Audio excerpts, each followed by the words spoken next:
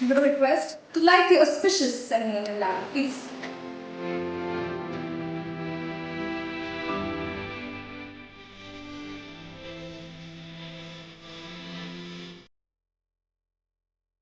And a very our chief guest, Major General VIHAR Member, Seva Medal, Managing Director, Army Welfare Education Society.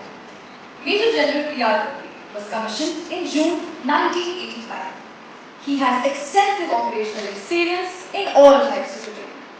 He has held instructional appointments in School of Artillery and Pen Services Staff College, Wellington.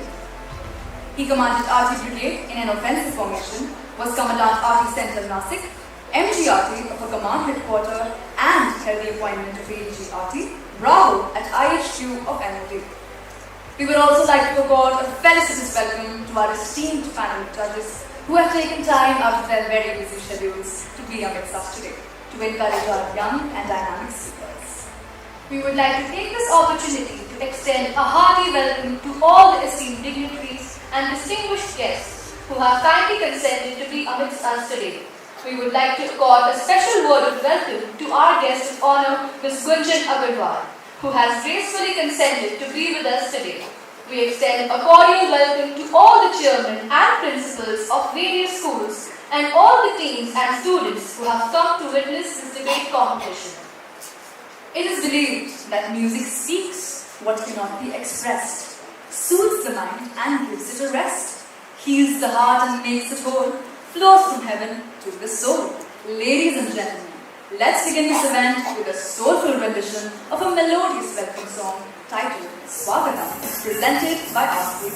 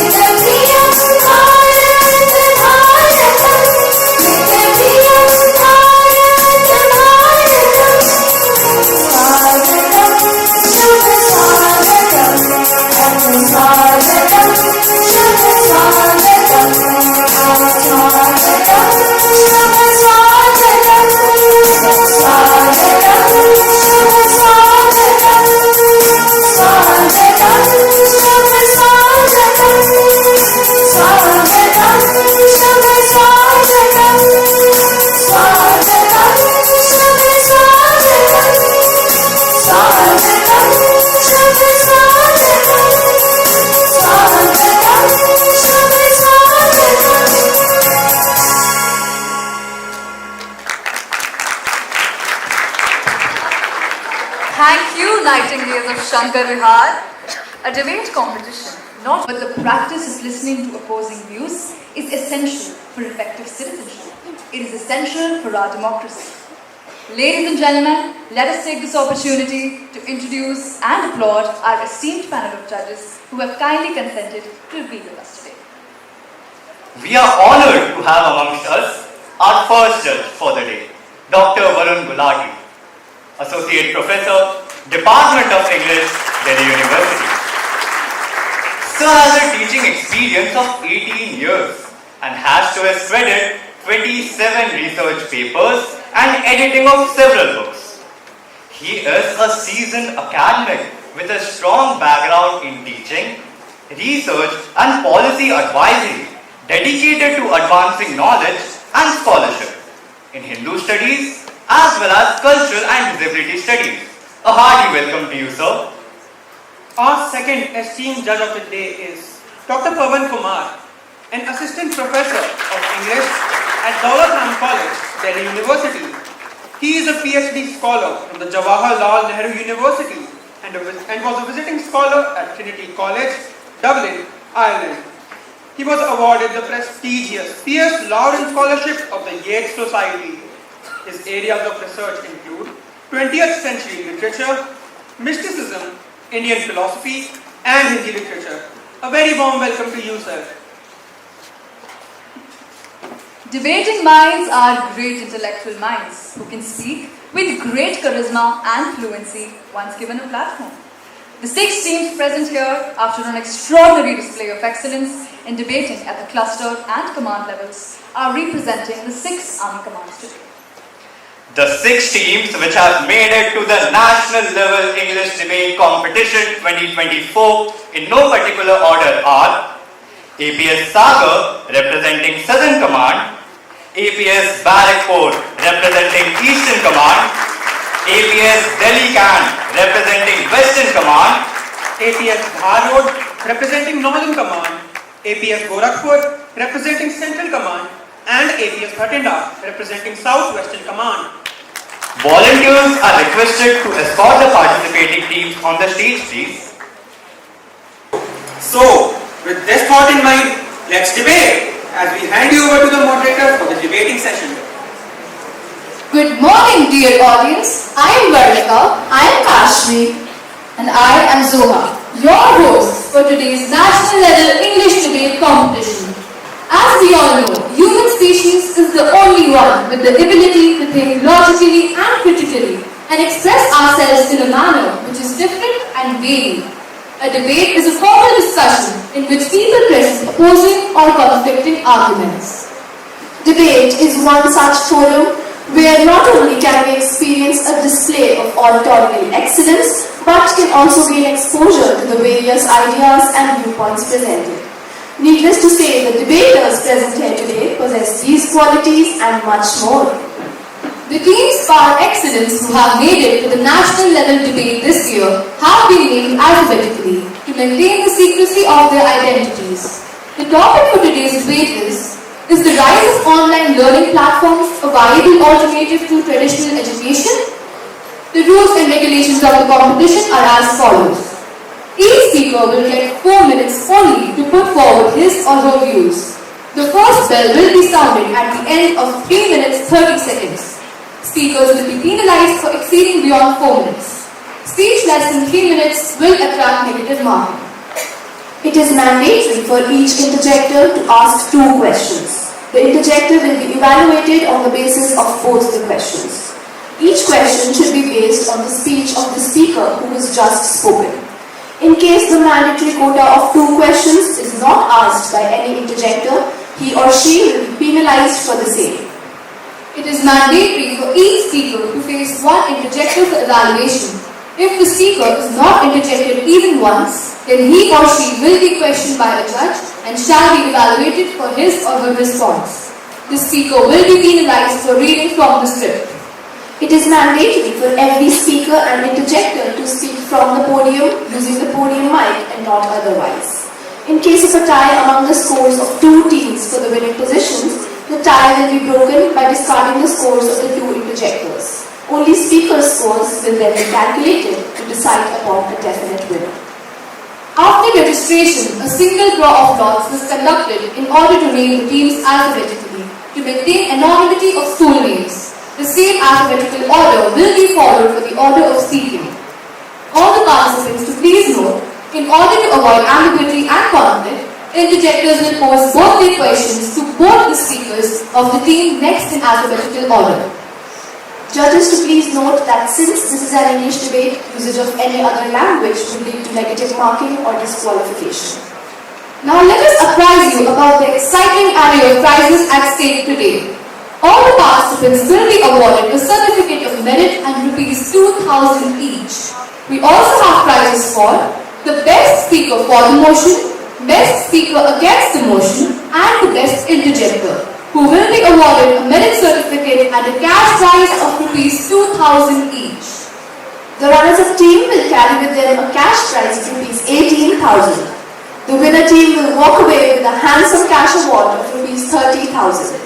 All the prizes are courtesy Army Welfare Education Society. Through a draw of lots, the teams have chosen the alphabets A to F and will be speaking chronologically. So, the first speaker for the day is Anushka Sharma from Team A, speaking for the motion. Judges to please note that the speakers from Team A will be interjected by interjector of Team F. Your time starts now. In the digital world, where knowledge flows, a vibrant world where curiosity grows. No borders find, no walls confine. A global classroom, yours and mine. A very good morning to one and all present here. Today we gather not just to discuss education, but yes, to explore its evolution and to challenge its foundation. The question we should be asking today is not whether the online learning can replace traditional education, but whether we are ready to embrace a new era of limitless possibilities. Why be confined to a classroom when most knowledge is now available at our fingertips? Consider this during the global pandemic when schools and universities were forced to close. It was online learning platforms that saved education from grinding to a halt. These digital platforms enable the students to continue their study from the safety of their rooms. Doesn't this speak volumes? How can we overlook, I ask you, that how can we overlook a system that works for everyone, everywhere and at any time? Let me take you to a small town in rural Rajasthan, where a bright student named Seema Kumari faced the possibility of dropping out of her school because her parents couldn't afford her daily commute to a distance. But her dreams were saved by Diksha, an online learning platform initiated by the Indian government, where she accessed quality content, tutorials and live sessions for free. Isn't this empowerment as its finest? I ask you all, how often have you heard that education is a great equalizer? But can traditional education really live up to that statement when so many students like Seema are left behind due to geographical or financial barriers? Now I ask you to think of this. How many of you have taken an online course or a training, whether it was to learn a new skill, upskill in your career, or prepare for an exam? You've experienced the power of online learning firsthand. Would you have the same access to these opportunities if they required you to attend a physical classroom? Furthermore, with digital platforms, a student in Chennai could be discussing with someone in New York, exchanging perspectives and learning through cultural exchange. Isn't this kind of collaboration essential in a world where global awareness and interconnectedness, yes I repeat, global awareness and interconnectedness are crucial skills? Let's talk economics. We live in a country where students often face crippling debt due to the high cost of traditional education. And even in some cases, the teachers, yes, the teachers have committed suicide for getting less involvement and no stability at the teaching institutions. So should we continue promoting a system that burdens family with financial strain, where the alternative is not only affordable but just as effective? Finally, I'll leave you with this thought, that is education meant to serve the institution or is it meant to serve the nation? If the goal of education is to empower students, equip them with skills and make knowledge universally accessible, then online learning platforms is not just a helpful alternative. They are the future of education. We must adapt or we risk leaving behind a generation. At last, I would like to end my views with a self-composed form. I'm no longer bound, no longer small, no longer held why classrooms form. I learn, I grow, I seek, I fight. In this vast new world, I free my mind. Again and again, I rise, I see. The digital sky is calling me. No limits, no borders. Just endless space, a journey of learning I embrace. Thank you. May you have a wonderful day. 58 seconds. The interjector from EF will please come forward and pose the question to the speaker. All. Worthy speaker, I congratulate you for your wonderful speech. You mentioned a myriad of merits of online learning, like learning at your own pace and place through various sources and gaining global awareness. But how do you advocate for the absence of hands-on learning experience in online learning, such as understanding anatomy's dissection through a digital pixel connection, or comprehending the art of war and learning how to defeat enemies through tabs and touch screens? First of all, I'd like to thank you for your question, opponent, and I'm truly blown away that how beautifully you are trying to favor traditional learning by just a simple question. But nowadays, everyone from the street vendors to the multimillionaires have access to phone and they can break down barriers to online learning. And according to the survey held by the Indian government, approximately 4.5%, yes, I repeat, 94.5% of the learners believe that online learning is far more better than traditional ones, as it provides flexibility and students here can learn at their own pace. And what about the pandemic, that COVID-19, when all of you learn on the online learning? Now, so if you really believe in traditional learning, then you need to crawl out from under the rock and join the 21st century. Thank you. I hope I satisfied you there.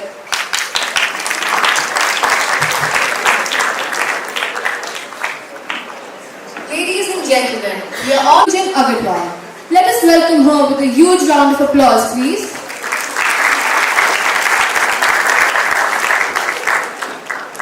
We now have Lavanya Sharma from Team A speaking against the motion. Your time starts now.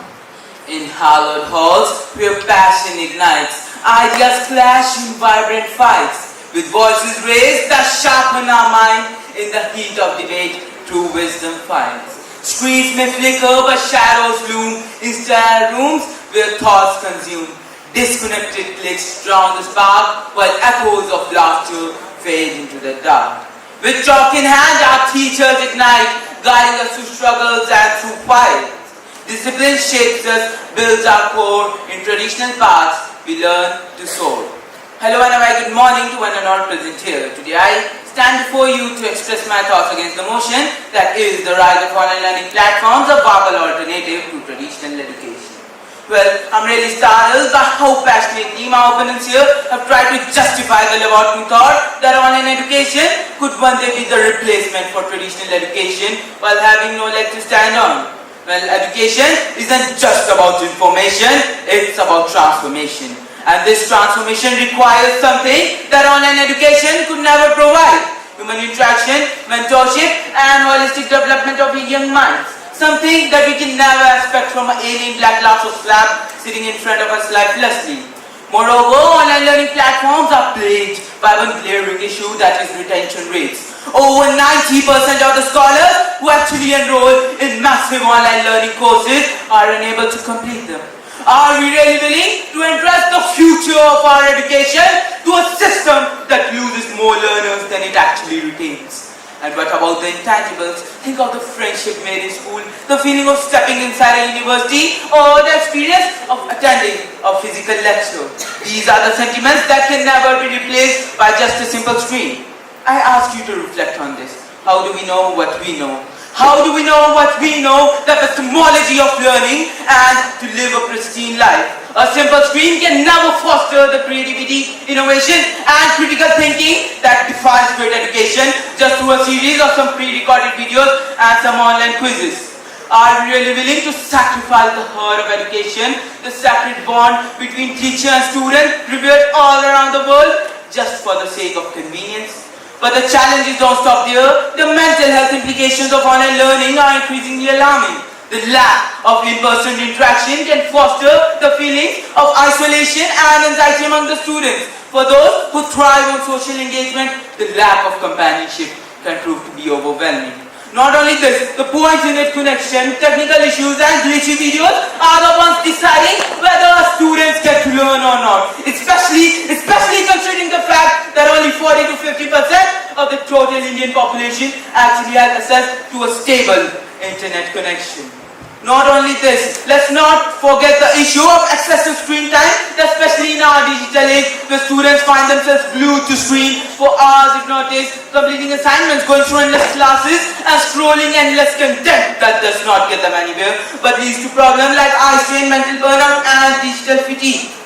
Is the convenience of online education worth the potential harm to our students' health? Especially when in the sea of information, students often struggle to find themselves afloat. At last, I would like to end my speech by saying that the future of our learners depends on our choices today. Let's ensure we choose wisely. Let's ensure we choose quality education with real life skills of today and tomorrow.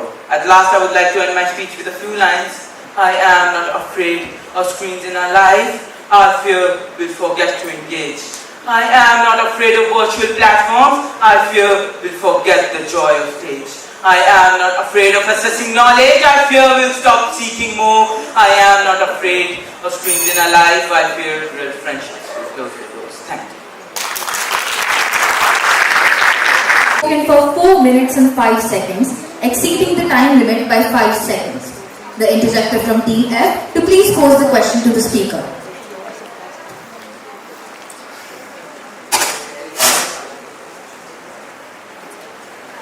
My dear friend, I really appreciate your thought-provoking ideas. You mentioned in your speech a plethora of reasons to hold on to traditional learning, like increased discipline, holistic development, and higher retention rates. But on the other side of the coin, data reveals that India has more than 1.5 million schools that produce tons of paper waste daily. Along with that, vehicular emissions, especially in metropolitan cities like Delhi itself, contribute the most to air pollution, and commuting to places of traditional learning supplement it.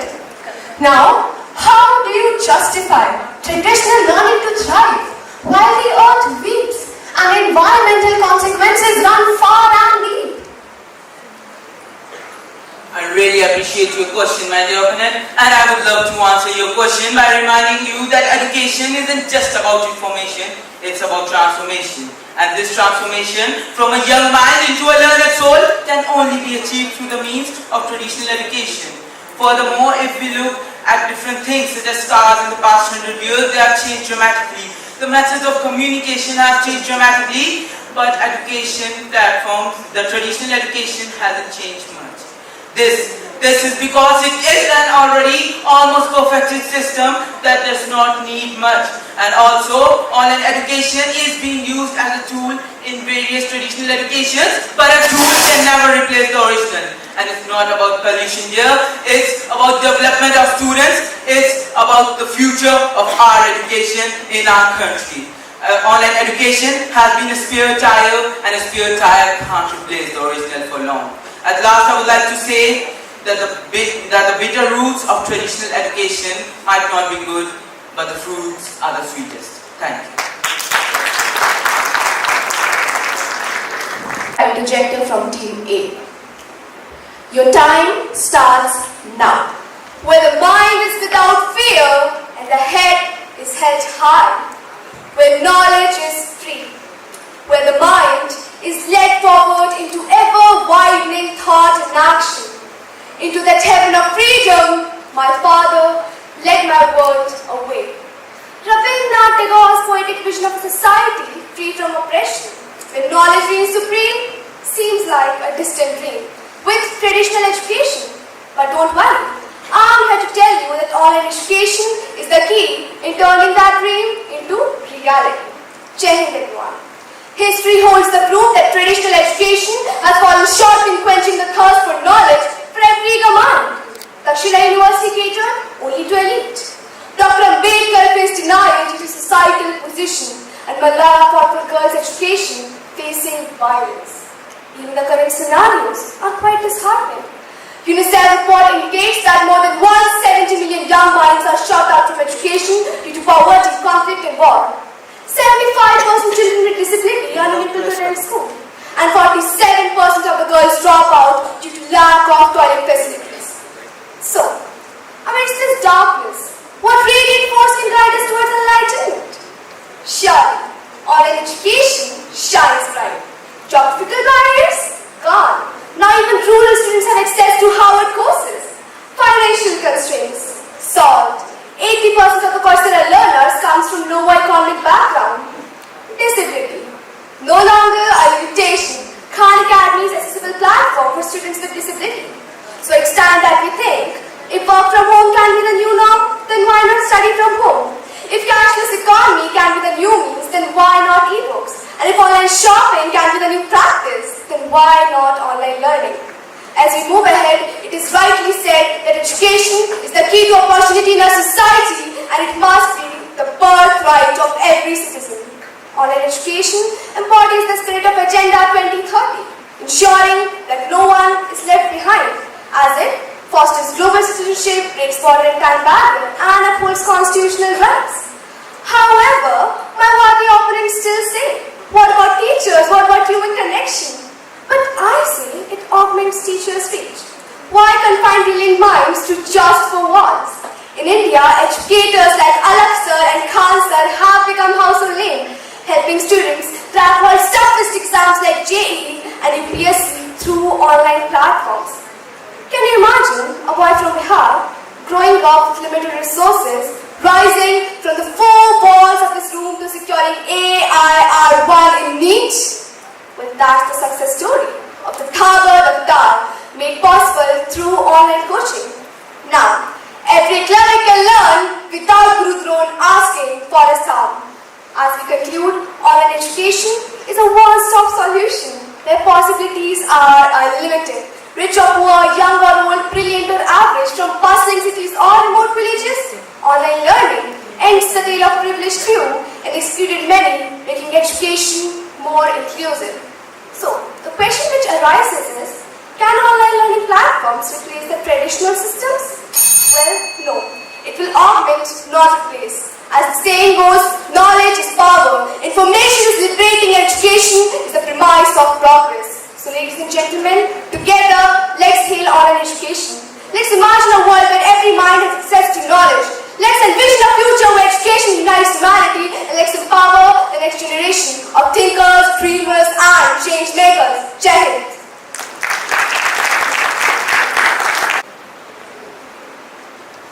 Dear opponent, I am astonished by how beautifully you have managed to justify the continued use of a flawed system, the system of online education. In your speech, you mentioned that numerous children don't have access to traditional education due to poverty and war. But I ask you, dear opponent, do these children have access to a smartphone?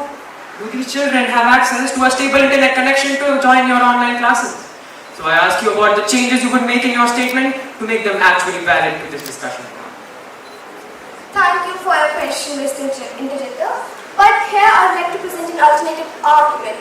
I see you are quite outdated with the current technological advancements in India. Today in India, from a street vendor to an entrepreneur, everyone has access to internet and mobile phones. Must have heard about UPI. So this itself is a proof that everyone in India today is techno-savvy and no one is left without internet and mobile phones. And apart from that, I'd like to tell you that government is running many different initiatives to provide technical advancement to the rural and underprivileged people. And what we see as a limitation today, I see it as an opportunity. And some government initiatives are Akash tablets provided by government to underprivileged people, digital Chopal and internet Sati for people who are underprivileged, Diksha, Swayam Portal and a lot more initiatives. So my stance remains against the same, and I firmly believe that education is a fundamental right as enshrined in our constitution, and to truly realize its spirit, we must leverage technology by combining exceptional teachers, certified leaders and industry leaders to create a global learning ecosystem where every mind has access to knowledge, where no one is left without knowledge knowledge when every person has the opportunity to learn and grow. As Nelson Mandela has once said, education is the most powerful weapon which one can use to change the world. So let's change the world by changing the way we learn. Thank you.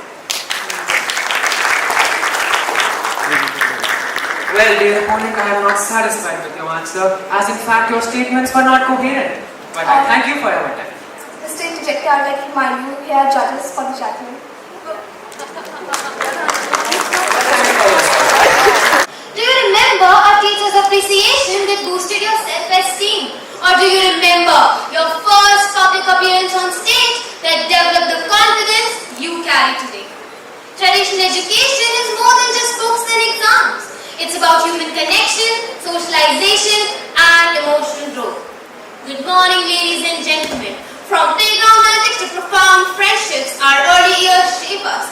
More than academics, traditional education teaches us life skills like environmental awareness, health and hygiene, civic sense, and a lot more. But online learning enthusiasts, beware, because research reveals that 6 weeks of online engaging is equal to reduced grey matter in the brain, impacting impulse control and decision making.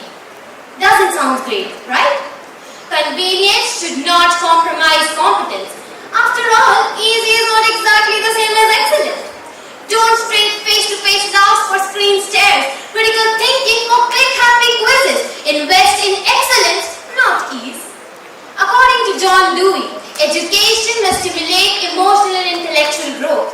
Online education isolates students, resulting in low emotional intelligence, stress, fear, depression, anxiety, poor mental health, and so on. So, can emojis and likes replace the nuances of human connection? Effective education requires both knowledge transfer and mentorship.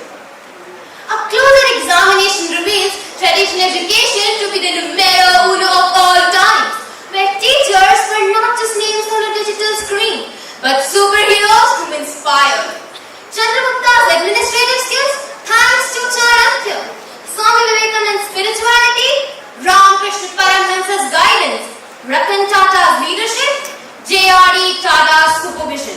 Even the credit for my achievement as a district and command topper in class 10 goes to my exceptional teachers and not some online platform. So, can anyone present here today boast about the legend being shaped or mentored by online platforms? Surely not, because learning is not a downloading, but a journey. According to an old Indian proverb, the best way to learn is by doing. Traditional education provides hands-on training, which online platforms miss in every way. According to a study conducted by NCE Statistics, hands-on learning boosts our retention rates by 40%.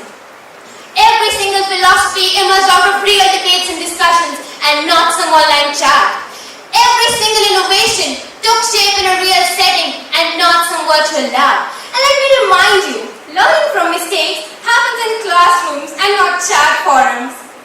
Everyone present here today would agree that some of our best memories are created in classrooms and fostered through shared experience. These memories remain with us forever. But what memories would an online learner have? As we conclude this debate, remember that education is not just about acquiring knowledge. It's about shaping minds, cultivating character, and fostering a sense of community. Traditional education is the foundation upon which legends are made, leaders are born, and innovators thrive. As we move forward in this digital age, let's not forget the timeless wisdom of the past. Let's not sacrifice excellence for expediency, and let's choose traditional education for a future that's authentic, engaging, and life-changing. Jai Hind. Well, dear opponent, in your speech you mentioned that traditional education can provide lots of social engagement and interaction. But I would like to tell you that studies have shown that online education is not only better or is at least just as good at providing social engagement and interaction. Moreover, online education is better actually at helping students learn and understand at their own pace and therefore improving their performance in exams. So I would like to ask you what changes you would make in your statement and also in the online education system to make it live up to your standards. Thank you for your question, Mr. Interjector. I would like to tell you that when you go to school, you interact with your classmates, you interact with your teachers. You play with your friends in the playground, cultivating the team spirit, the sportsman spirit, which teaches you socialization and social values. Schooling education or the traditional education system teaches you skills that are needed to sustain in a society, the skills that are needed to live the life. And hence, traditional education can be said to overpower online education systems, where in online education system, a child is isolated in front of the screen. Let me also tell you the one of the greatest leaders, APJ Abdul Kalam, from APJ Abdul Kalam to Vikram Sarabhai, from Sundar Pichai to Amartya Sen. All these leaders are the result of traditional education system and not some online platform. Thank you. Well, dear opponent, I am not satisfied with your answer, even though there are judges for that. Time starts now. Remember Sunny Singh, the street samosa vendor from Noida? Or Shehzad, the crockery hustler from the serene valleys of Kashmir? You might have just passed them by. But here comes the magical twist. From the sullen streets of the countryside they emerged to be the shining stars of the country. Sunny, a neat topper, and Shehzad, a doctor. When traditional education closed its door, physics wala, like the Avengers, gave them a life to adore. An exuberant morning starters congregation present here. Today I, Chaitya Rani Satra, representing Team C, I'm standing here to vigorously endorse the motion of the House. Is the rise of online learning platforms a viable alternative to traditional education? Buckle up, the answer is a resounding yes. Let us rewind to 2020, when the world collectively panicked. COVID-19 shut down schools, colleges and education seemed to be gasping for its last breath. Just like Shah Rukh Khan swooped into the climax of Chatenia, Unacademy, Bayus and Vedantu burst onto the scene to save the day. From interactive quizzes to recorded classes, they redefined learning, teaching us the priceless gems of the 21st century. Digital literacy and time management. Talking about time management, who doesn't love flexibility? If traditional education is a strict 9-to-5 job, online learning is like being your own boss. Are you an aspiring Indian soldier looking to upskill IT and data science? Well, IGNU online courses in collaboration with the Indian Army are ready to turn into a tech warrior, breaking geographical barriers faster than a superhero in a speeding car. All you need is a phone, Wi-Fi and voila! Like Sia, you're unstoppable. Nothing can stop online learning platforms because they mother inclusivity. Traditional classroom can sometimes be the breeding grounds for discrimination. But online learning, it's the friendliest place around. Children with special needs can finally learn at their own pace, thanks to Khan Academy's personalized learning. And the students from the marginalized community can finally breathe a little easier. And did you know that UNESCO reported 40%, I repeat 40% of the marginalized students felt less discriminated in online classes? But wait, here comes the kicker. NEP 2020 practically rolled out the red carpet for online learning. Virtual labs, digital libraries and over 1,300 courses on Diksha and Swayam are encompassing everything, from coding to cooking. Guess the best part? All of this is free. That's right, free. Traditional education has tuition fees that makes our wallet cry. But online learning, it's like a buffet of knowledge with no bill at the end. My dear audience, online learning platforms are not just an alternative, but a full-blown revolution. Yes, a revolution that connects mountains high to streets below. Online courses let your knowledge grow. Where once was darkness, now there is light. Online learning give you the wings to ignite. Thank you.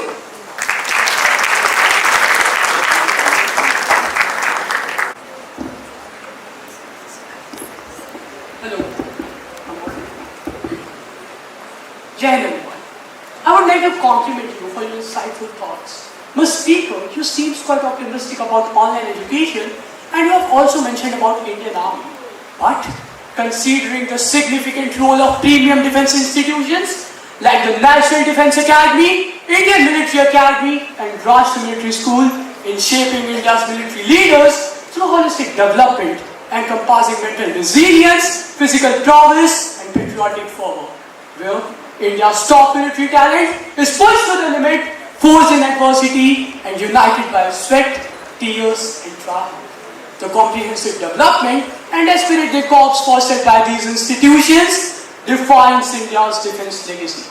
So, Ms. Speaker, how can you say that online learning platforms can effectively substitute the in-person training experience and the foundational values of camaraderie, discipline, and nationalism that is instinct through traditional education methods? And if so, Ms. Speaker, then how would they overcome the limitation of simulating a real-world battle scenario and leadership instincts? Please comment. Thank you for your speech, dear interjector. It is a blessing in disguise for me to vindicate my stance once again. I just mentioned in my speech that online learning platforms are providing Indian Army the facility, for example, IGNOU. And let me remind you, nowadays, online learning platforms are the key to success. They are providing millions and millions of students with the technology, with the education they require. And they have cracked ND exam, CDS, and whatnot. Let me remind you, my dear interjector, that Indian Army are getting more in AI set techs. They are making helicopters on AI and whatnot. And let me remind you that the days look not far when online learning platforms will take the step and make Indian Army a powerful, a more better Indian Army than before. And my dear interjector, online learning platforms are not inferior like cars were inferior to wheel cars. They have evolved. And should we? The train is leaving the station, my friend. Are you on it? Or have you been left behind? Thank you.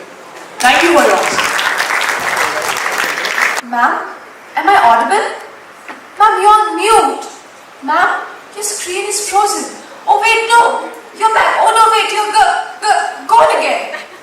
This, my dear audience, is not an episode of a mystery thriller, but the daily drama of online learning, where the voices of the students fade out like whispers in a hurricane.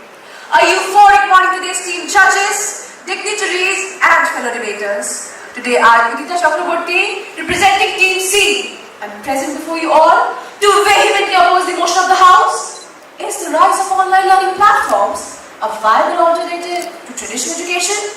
Spoiler alert, they are not. Let us begin with a round of applause to the true champions of online learning. Technical glitches. Ever tried to concentrate on a riveting lecture when your teacher sounds like she has turned into a robot caught in a tunnel?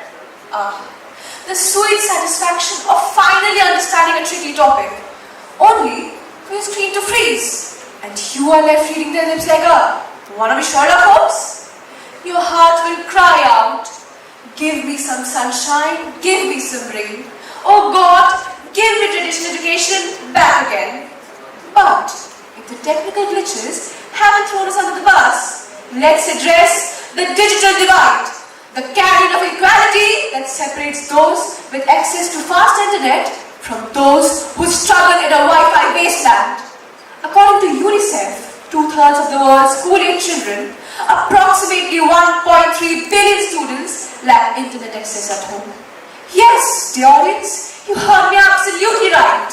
1.3 billion. Imagine telling them, don't worry, join a Zoom call. Hilarious, right? Furthermore, imagine the virtual learners of the pandemic. They missed out on the most delightful spring of their life.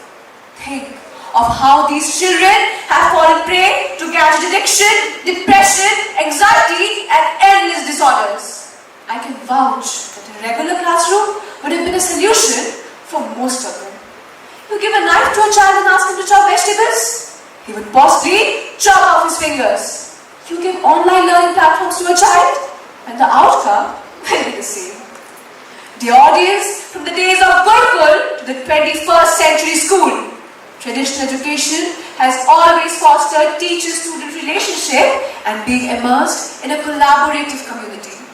Now, can anyone tell me how clicking through a screen can bring us emotionally closer to our teacher? Nothing can beat human connection, friends. Imagine us having this debate online. Could we have experienced the same vibes as we are having it now? And the grand finale, learning heart surgeries through YouTube. Oh yes, please cut hair. Oops, here comes an ad for shampoo. Dear audience, if you wouldn't trust a surgeon who got his degree from Dr. YouTube, then you shouldn't trust online learning platforms to replace hands-on learning. Labs, workshops and real-world practices. These things can't be zoomed in. Dear audience, think of the luminaries. The luminaries who lifted our nation about are a gift of traditional education, deeply profound. Online learning platforms are fleeting dreams. They strive, yet lack the gleam. Thank you.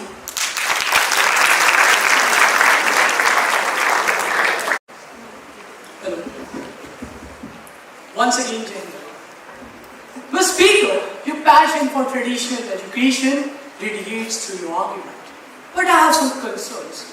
While traditional education has its strength, how can it be considered superior to online education when it is limited, as it focuses on rote learning over critical thinking? For example, CBSE standardized exams for all. It's outdated, as it prioritizes colonial era Western knowledge over indigenous perspective. For example, a curriculum does not include minority cultures and languages. It's disconnected from real-world issues like environmental sustainability and social justice. And most importantly, Ms. Speaker, it's manipulative, as it often presents selective or biased accounts of history. For example, the controversies surrounding the NCERT's revised history textbooks or British curriculum omitting British colonialism and imperialism. So I would like to ask you, isn't it time to transform education with the help of online learning that is dynamic, progressive and up-to-date, rather than maintaining a broken system? Please comment. Thank you for that analytical paragraph, dear interjector, as it has paved me the path to further establish my point. But let me remind you, online learning platforms are a supplement and they can never be a substitute to traditional education system. Because if they were, then the schools and colleges wouldn't have opened up after the end of the pandemic. Online learning platforms are not preparing the students for the future. They are trapping them in a digital bubble. Sympathy and creativity, these things cannot be taught by apps, but forged through face-to-face interaction, tackling real-life challenges and practical learning. Let me remind you, dear interjector, that according to NEP 2020, students must be provided with vocational courses for their upskilling. And nowadays, according to NEP 2020, the learning is learner-centric. Therefore, dear interjector, online learning platforms lull students into complacency, stifling the action and adaptability needed for the future. Instead of empowering them, they cripple the potential, chaining students to the very technology they should master and not be mastered by. Let me provide you with an example. Military education and tactical training is the realm where true warriors are forged by enduring the raw, unforgiving physical endurance, the pulse-pounding, real-life combat simulations and sharpening of instincts which no online platform could ever dream to replicate. Tactical training is not something you can pause for a coffee break. It is trusting your comrades with your life as you move as one, reacting in real time to the unpredictable. And what about mastering the use of weapon? That is not something learned from glossy slideshows. It is the result of boots on ground experience, where every error comes with real consequences. Let me conclude with a quote by educationist John Taylor Gatto, which goes like, traditional education is essential for providing us with a basic set of skill and knowledge required to operate in a society. And therefore, the interjector, like a lighthouse in the fog, the truth stands resolute, guiding us through the tempest of doubt. Thank you. Thank you very much. Your time starts now. Online learning platforms are here to stay. The most compelling outcome of online mode has been convenience, connection and collaboration. A very good morning, esteemed judges, respected teachers and my worthy opponents. Today, I stand before you to argue in favor of the motion online learning platforms are indeed a viable alternative to traditional education. According to a recent study by Research Institute of America, students retain 25 to 60% more study material through online classes as compared to traditional classroom settings where retention is only 8 to 10%. Susan Patrick, a leading educationist, rightly stated, "The ability to learn anytime, anywhere has the power to revolutionize the way we approach education. Online learning brings that vision to life." Online learning platforms like Udemy, Vedantu and edX with over 41 million users can give a lifeline to those who face obstacles such as geographical distance or physical disability. You will be amazed to know that not only the private sector but the Ministry of Education, Government of India has launched several online learning platforms like Swayam with a successful enrollment rate. So the naysayers of online learning mourn the risk of seclusion and social awkwardness as its possible fallout. Nothing could be further away from reality than this. Studies have proven that online education enhances social skills as it builds relationships and navigates the digital world, which is more connected to the worldwide community. Talking of skills, a survey by National Center for Education Statistics revealed that 73% of employers prefer candidates with digital literacy skills, which are honed by online learning platforms. With traditional education system struggling to keep up with the demands of the modern job market, isn't it time for a more adaptable and elastic approach? Many a times, students preparing for competitive exams or struggling with subjects like mathematics or science come across versatile learning platforms which not only improves their grades but also boosts their confidence. Therein lies the magic of online learning platforms. In fact, Newton, a leading adaptive learning company, reported improvements in success rates by 15% and reduction in dropout rates by 56% across various educational institutes. Furthermore, online education promotes inclusivity and personal freedom, allowing each individual to explore a path that inspires them. Education acquires a new meaning with the scope to learn other skills, such as playing an instrument or Vedic maths, within comforts of one's home. As Seth Godin, an American author, aptly stated, "The future of education is already here. It's called the Internet and online education." Remember, the E in e-learning stands for electronic learning, but it also stands for evolving learning and engaging learning. With this, I rest my case. Jai Hind. I would have loved to mark all the odd subtleties in your speech with a pen and a paper, but for the time being, this microphone will suffice. Good morning to the august assemblage gathered here today. I, Anavita, stand before you all as the interjector of Team C. And my question to you, dear speaker, is that don't you think the reliance on online learning platforms risks creating a future where education is driven more by consumer data analytics than by pedigree and student welfare? After all, what are the ethical implications of this? Thank you for your question. To address the concerns put forth in your question regarding ethical implications and data analytical driven future, I would like to substantiate my stance in two parts. Firstly, the ethical implications as you talked about. I believe that online learning is a viable alternative and all your apprehensions are misplaced.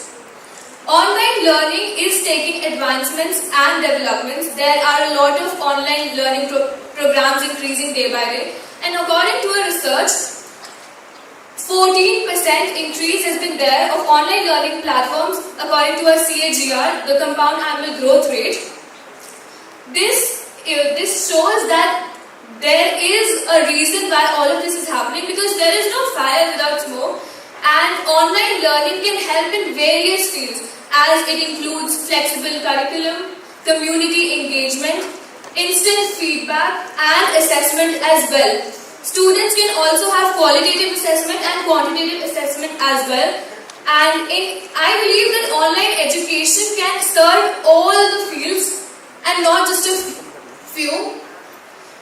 You'll agree with me when I say that our progress is always hindered by a conventional thinking and approach, as could be seen in your question as well.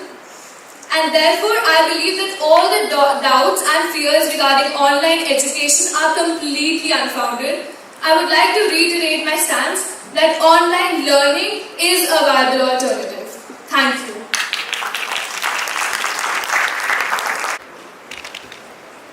Audible? Your time starts now. Do you really believe that online learning surpasses the traditional learning experience?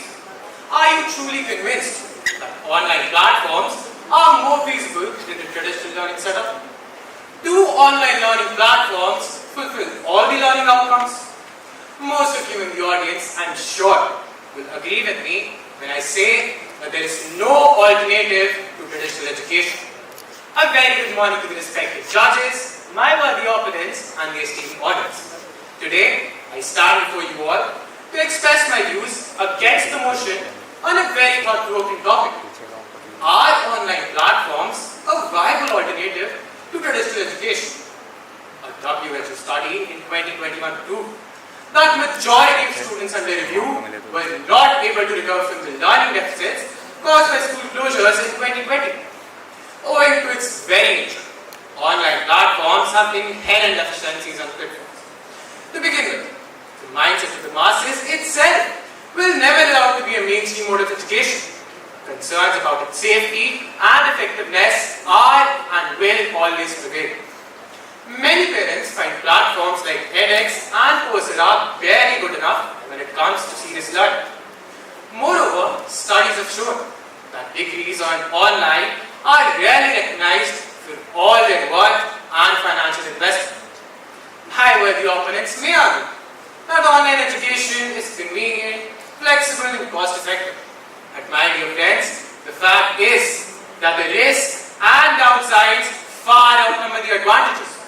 Social reclusion, depression, distraction, digital addiction, and not to forget, the disruption of work-life balance are some of the serious drawbacks of online education. Even if we remain sanguine and hope that online education would be opted as a viable option in the near future, there are some serious logistical and economic concerns as well. With unfavorable restrictions like FDI regulations in India, investment in the sector by a foreign entity is capped at 49%, due to which many platforms, which take off at a good pace initially, usually drown due to the scarcity of investment. Undeniably, the conventional mode of learning instills life skills like civic sense and independence. As per a survey in Japan, for the progress report on genetic skills, students became less social and showed decreased signs of leadership and patience during online learning. In a world of algorithms, the true importance of human connection must be understood. In my opinion, the online mode of instruction can never fully provide the quintessential rich dynamic experience of classroom learning. Learners are sentient beings, and traditional education is necessary to fulfill learning objectives like decision making, compassion, and empathy. Therefore, the bond between a teacher and the student can never be fully forged, leave alone substituted with a Wi-Fi connection and an online platform. Online learning can only supplement traditional education and can never completely replace it. Remember, online education is not a miracle. It is a mirage. With this, I rest my case. Jai Hind. Found that over 80% of the companies plan on increasing their reliance over online training as well as learning within the next 5 years. So how can traditional schools claim to to prepare the students for the 21st century's ever-evolving job market, when the industries themselves are shifting towards online learning. Who says that traditional education does not develop the 21st century skills? School these days offer high-tech computer labs, interactive screens, smart boards and whatnot. Moreover, they offer subjects like CS, IT, AI and web design. Moreover, in a traditional setting, teachers and students interact, which leads to one discussion to another, which leads to cultivating curiosity and producing knowledge, which my dear friends are the ultimate goals of learning. Moreover, traditional education offers hands-on experiences and experiential learning, which not only help the students to learn and understand better, but also develop 21st century skills like you mentioned, like collaboration, critical thinking and problem solving, which will help them to get jobs. So my dear friend, I disagree with you when you say that traditional education does not develop 21st century skills. Hence, I firmly believe that traditional education offers more discipline, more discussion and less distraction, and therefore I reiterate my stance that online education can only supplement traditional education and that there is no viable alternative to it. I hope that answers your question. Thank you. One as far as I could. Ladies and gentlemen, much like in Robert Frost's poem, we stand at a pivotal moment in education today. On one side lies the traditional system confined to physical classrooms, rigid timetables and limited access, and on the other, we have the rise of online learning, flexible, dynamic and boundary breaking. A very good morning to one and all present here today. We've gathered here in a hall brimming with opinions for and against the motion. But let's cut to the heart of it. What do we truly want from an education system?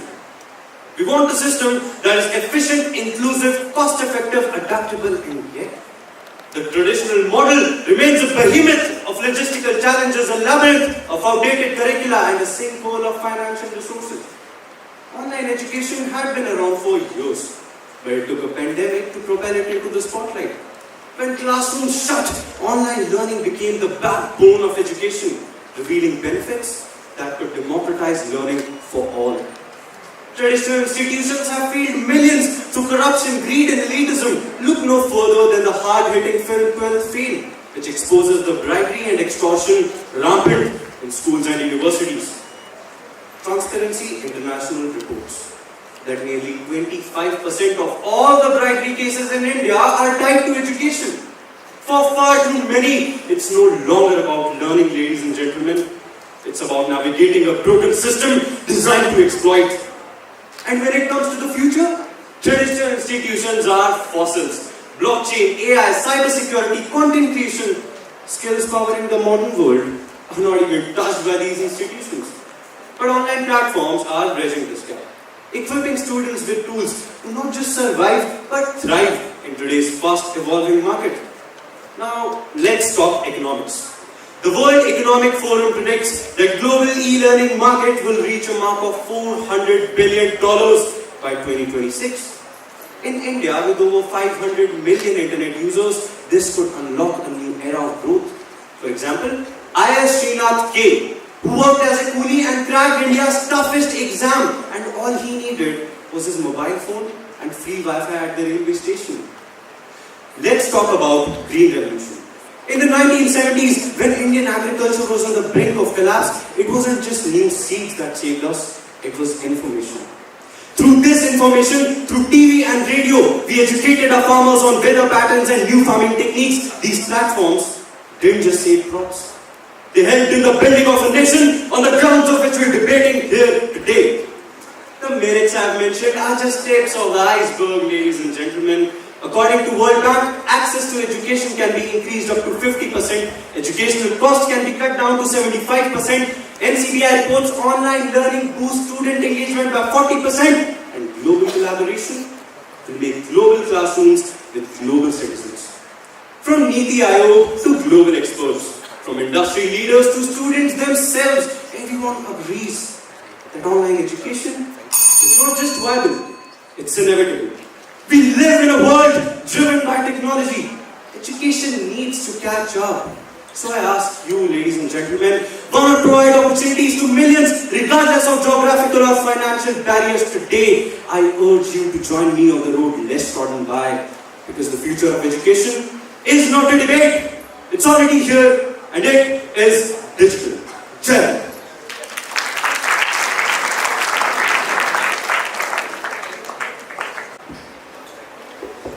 Am I audible? A very good morning to everyone. I am the interjector from Team B. I have been listening to you intently, and I've heard you mention that the World Economic Forum is about to reach $400 billion. You have also stated the fact that the online platform is flexible and dynamic.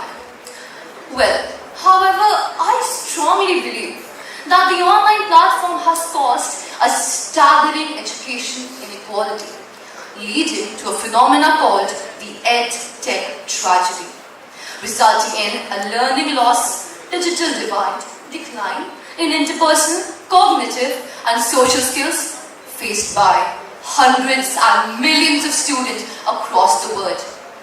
With such loopholes, drawbacks, and the failure of the online platform in addressing the adverse issues of mental health, like depression, anxiety, isolation, panic attack, how can you still ignore the ramifications and at the same time promote the viability of the online mode of education as being the best alternative?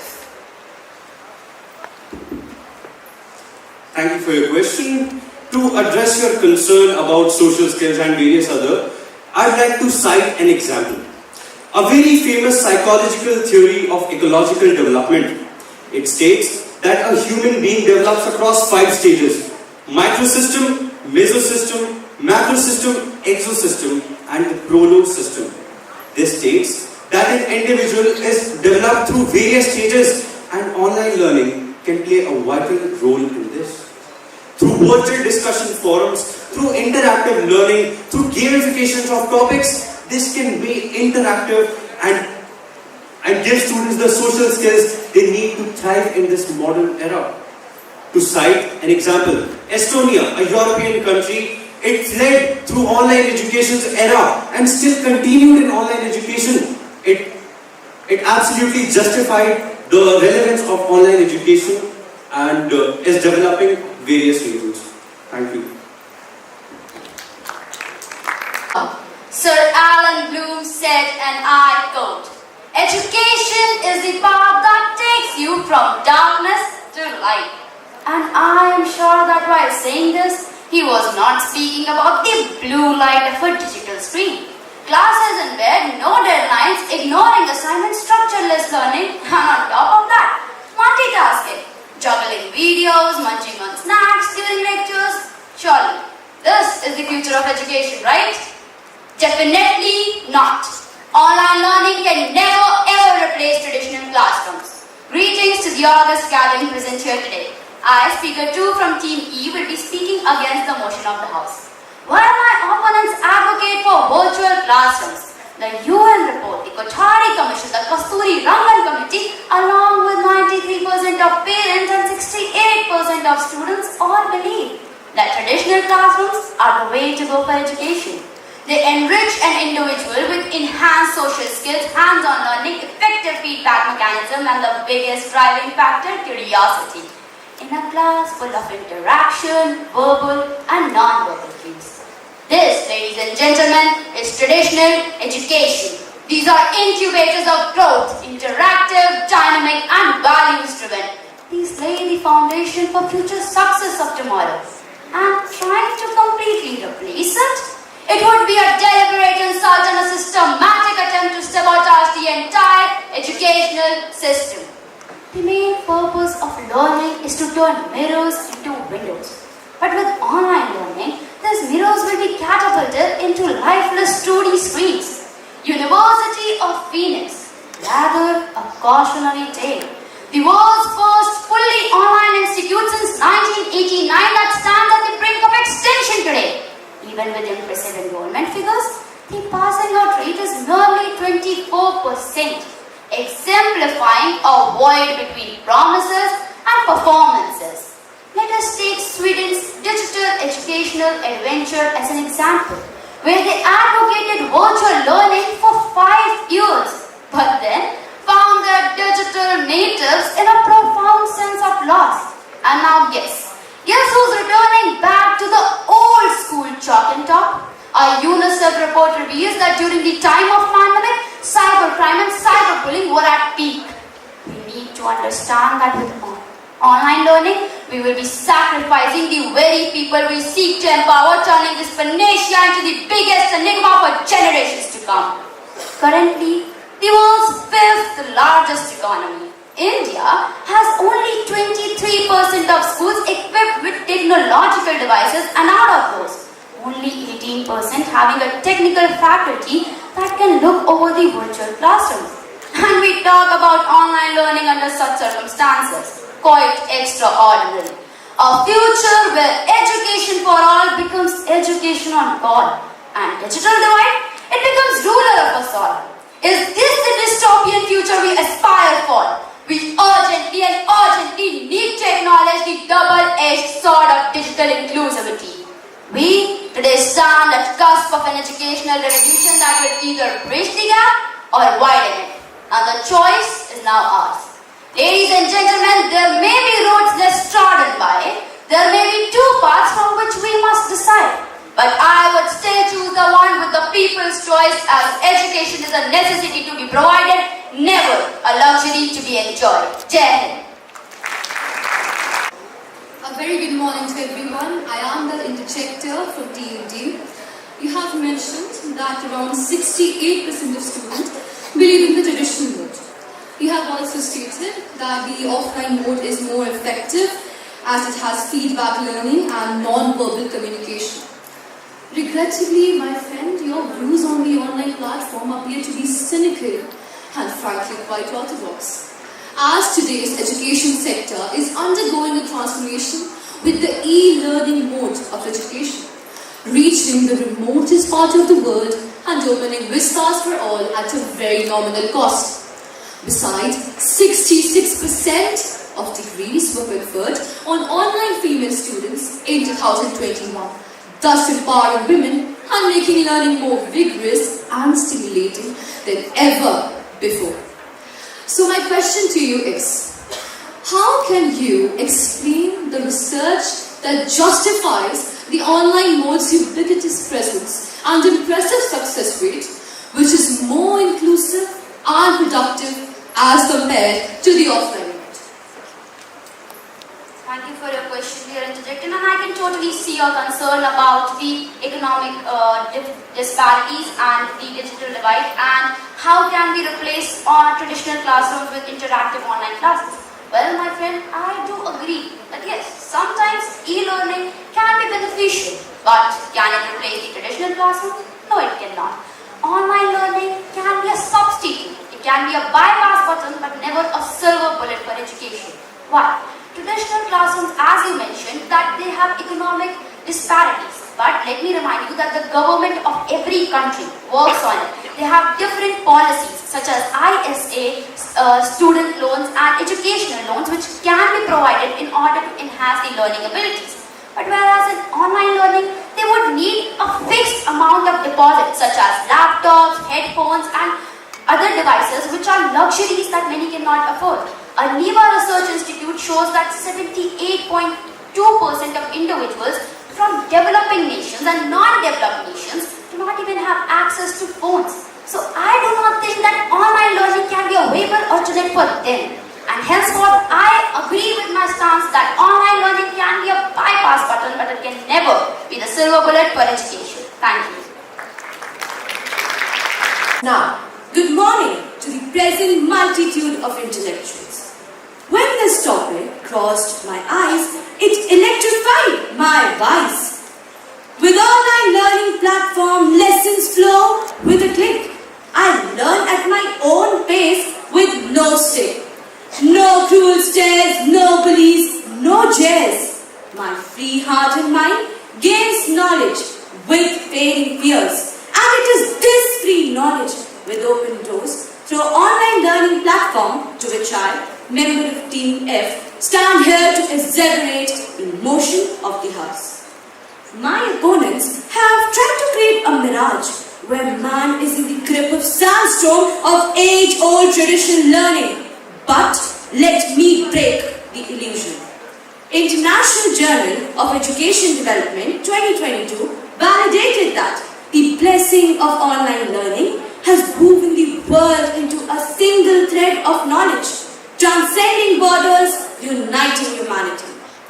Whether it is the frozen expanse of Yakutia, Siachen, or the scorching sand dunes of Thar and Sahara, whether they are the war-torn lands like Syria and Iran or the pandemic-stricken regions of India and Spain, nothing is beyond the reach of online learning. Automated learning brings education from classroom to kitchen to balcony to terrace to street. That is, anytime, anywhere, that too, fitting your pockets. Precisely, if Muhammad cannot go to mountains, how about bringing mountains to Muhammad? And the same Muhammad, when a disabled man couldn't move a single inch, drowned in pain, felt dejected in every single pinch. With online learning platform, education did he seek and let his success speak. My dear Lords, my dear friends, with the use of interactive tools and multimedia resources, online learning platforms have enhanced student engagement by up to 30%, minimized financial costs by up to 50%, introduced new flexibility to 70% of the learners, leading to 77% improvement in students' performance, as confirmed by Education Technology and Society 2022. To address my enthusiastic advocates of traditional classroom, claiming group interaction, asserting peer recognition, but they fail to understand that for the weak it is social suffocation, for others it is peer pressurization, and for some, rope is the last solution. UNESCO Education Report 2022 accentuated that online learning platforms have facilitated 40% increase in cross-disciplinary studies, paving the way for entrepreneurial ventures, rewarding diversified job market. My dear worthy opponents, online learning platform as a green advocate reduces carbon footprints by decreasing the need for commuting, with estimates of saving over 1 billion miles of travel annually. To sum up, today we stand on the brink of transformative epoch, where rapid advancement of technology has given online learning as a blessing to embrace, to learn at any pace and place. No walls to hold, new worlds to ignite, a future shaped with mind, bound to take flight, bound to take flight. Thank you.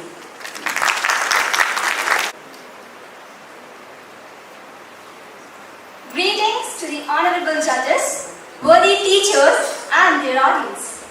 Excellent speech, dear speaker. As you mentioned about the single thread of knowledge, flexibility, accessibility, convenience, and UNESCO's report regarding 40% learning increment.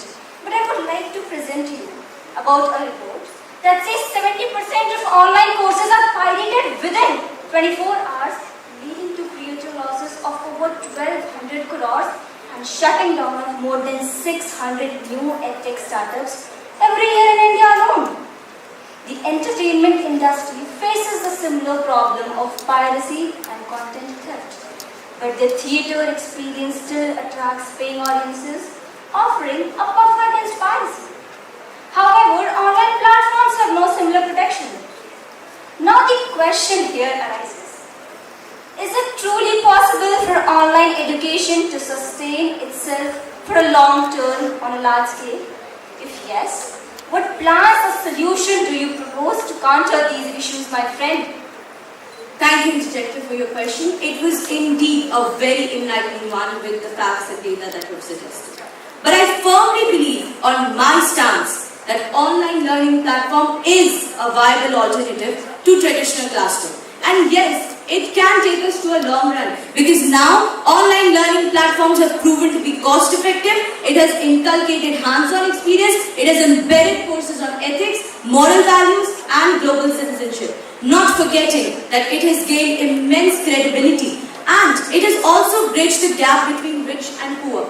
Coming to the entertainment industry, well, that is not something that falls in education. That is something that is in entertainment industry, something different. But coming to the education part and the data that you have suggested due to the failure of EdTech, well, just a single failure cannot lead to the shutdown of the whole online learning platform. And if we dive deep into the Kohlberg stages of modern development and the true learning, that states that true learning comes through experience, reflection and experimentation. An online learning platform indeed inculcates all this. And let me tell you a very shining example from Alipurduar, West Bengal, where a local population led by the sub-divisional police officer turned its Wi-Fi into lifeline for students. A single-handed Wi-Fi, and it is a lifeline for students. So you see that we can work together to stop this EdTech failures. And let's not forget that this act of kindness, like a beacon of the night, has helped countless students to crack competitive exams, because now they don't have to spend on those expensive coaching classes. Online learning platforms provides education, or should I say quality education, at a fraction of the cost of traditional classroom. And let me tell you that today's platform is the prime example, wherein we all would have come here, debated, making it no great significance to the world and leave the stage. And this platform would have been only limited to multi-purpose hall. But my dear friend, due to the recognizing the advancement of global reach, this camera, right here, recording all our speeches, is a prime example that this platform is now accessible to millions of students out there. They can use it, they can gain knowledge, and they can use it in their debates also, which would be very helpful. So, I firmly believe that this viable alternative today will become better, in fact best alternative in future, with jet speed development of technology, for which we have tried. We are trying, and we will try to triumph. Thank you. Thank you. Good morning to the elite panel with insight. You have taught me to stand for what's right. Respected principals and teachers, esteemed and wise, your intellect guides me like stars in the skies. The educationists in the classrooms today made me good, taught life lessons and debate both. Today I, Abhinav, feel proud and privileged to oppose the motion with an act of persuasion to give you all the best solution. My over-informed opponents have tried to sensitize this issue by shine and sparkle. But let me peel the onion, layer by layer, giving you its bitter essence. NIPA elucidates that traditional classrooms have 85% better social support and counseling, healthy physical activity up to 73%, paving the way for 92% better performance and holistic development. Even WHO confirmed the global predicament of tormented online students who experience an increased cases of 74% of stress, anxiety, loneliness and digitalized strain. This triggers sedentary lifestyle diseases such as obesity, musculoskeletal issues, headaches, migraines and even insomnia. Now, let me clear the hypnotic spell of meritorious automated tutelage created by my respected opponents amidst emergencies like pandemic through a self-composed phone. Mama calling, wake up, wake up. Teacher's time, am I audible? Speak up, speaker. Mouth full of tips, half uniform wrinkled up. Google Guru telling me the answers with screens half split up. For classes, I would whine, and PUBG escalated the crime. This was indeed the new sign of time. Sorry man, bad network connection was our go-to line. My zealous opponents have been blowing the trumpet of online learning, but they would also agree with me that real learning flourishes in the warmth of human connection and never ever in the cold separation of digital screens. And in traditional classrooms, all confusion lies with swift feedbacks of gestures, nods and replies. Testimony to this, NCERT reports also claim that 91% students value face-to-face interaction and 85% of the teachers have faith in traditional methods, which all my venerated principals, teachers and educationists would agree with hands on their heart. The cat-like vision of my supporters of online learning also miss the building blocks of social values such as ethics and morals in the tapestry of knowledge. Lastly, after enough of debating and discussing, let's discover that rain of right learning that must fall at the right place, in the right time, for the right purpose and in the right direction. To seal my stance, through hands-on experience, minds take flight. In labs and in fields, we harness the light. For lessons are deeper when lived and embraced, not just through screens, but in time and space. So let's not sever what's tried and true, for in-person bonds bring depths to pursue, depths to pursue. Thank you.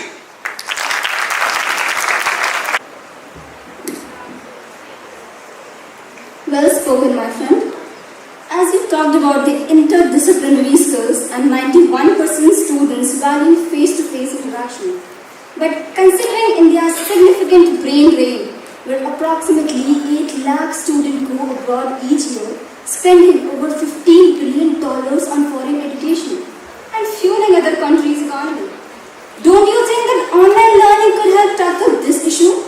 With a population of over 1.4 billion and limited quality university seats, many of our brightest minds are driven to look overseas.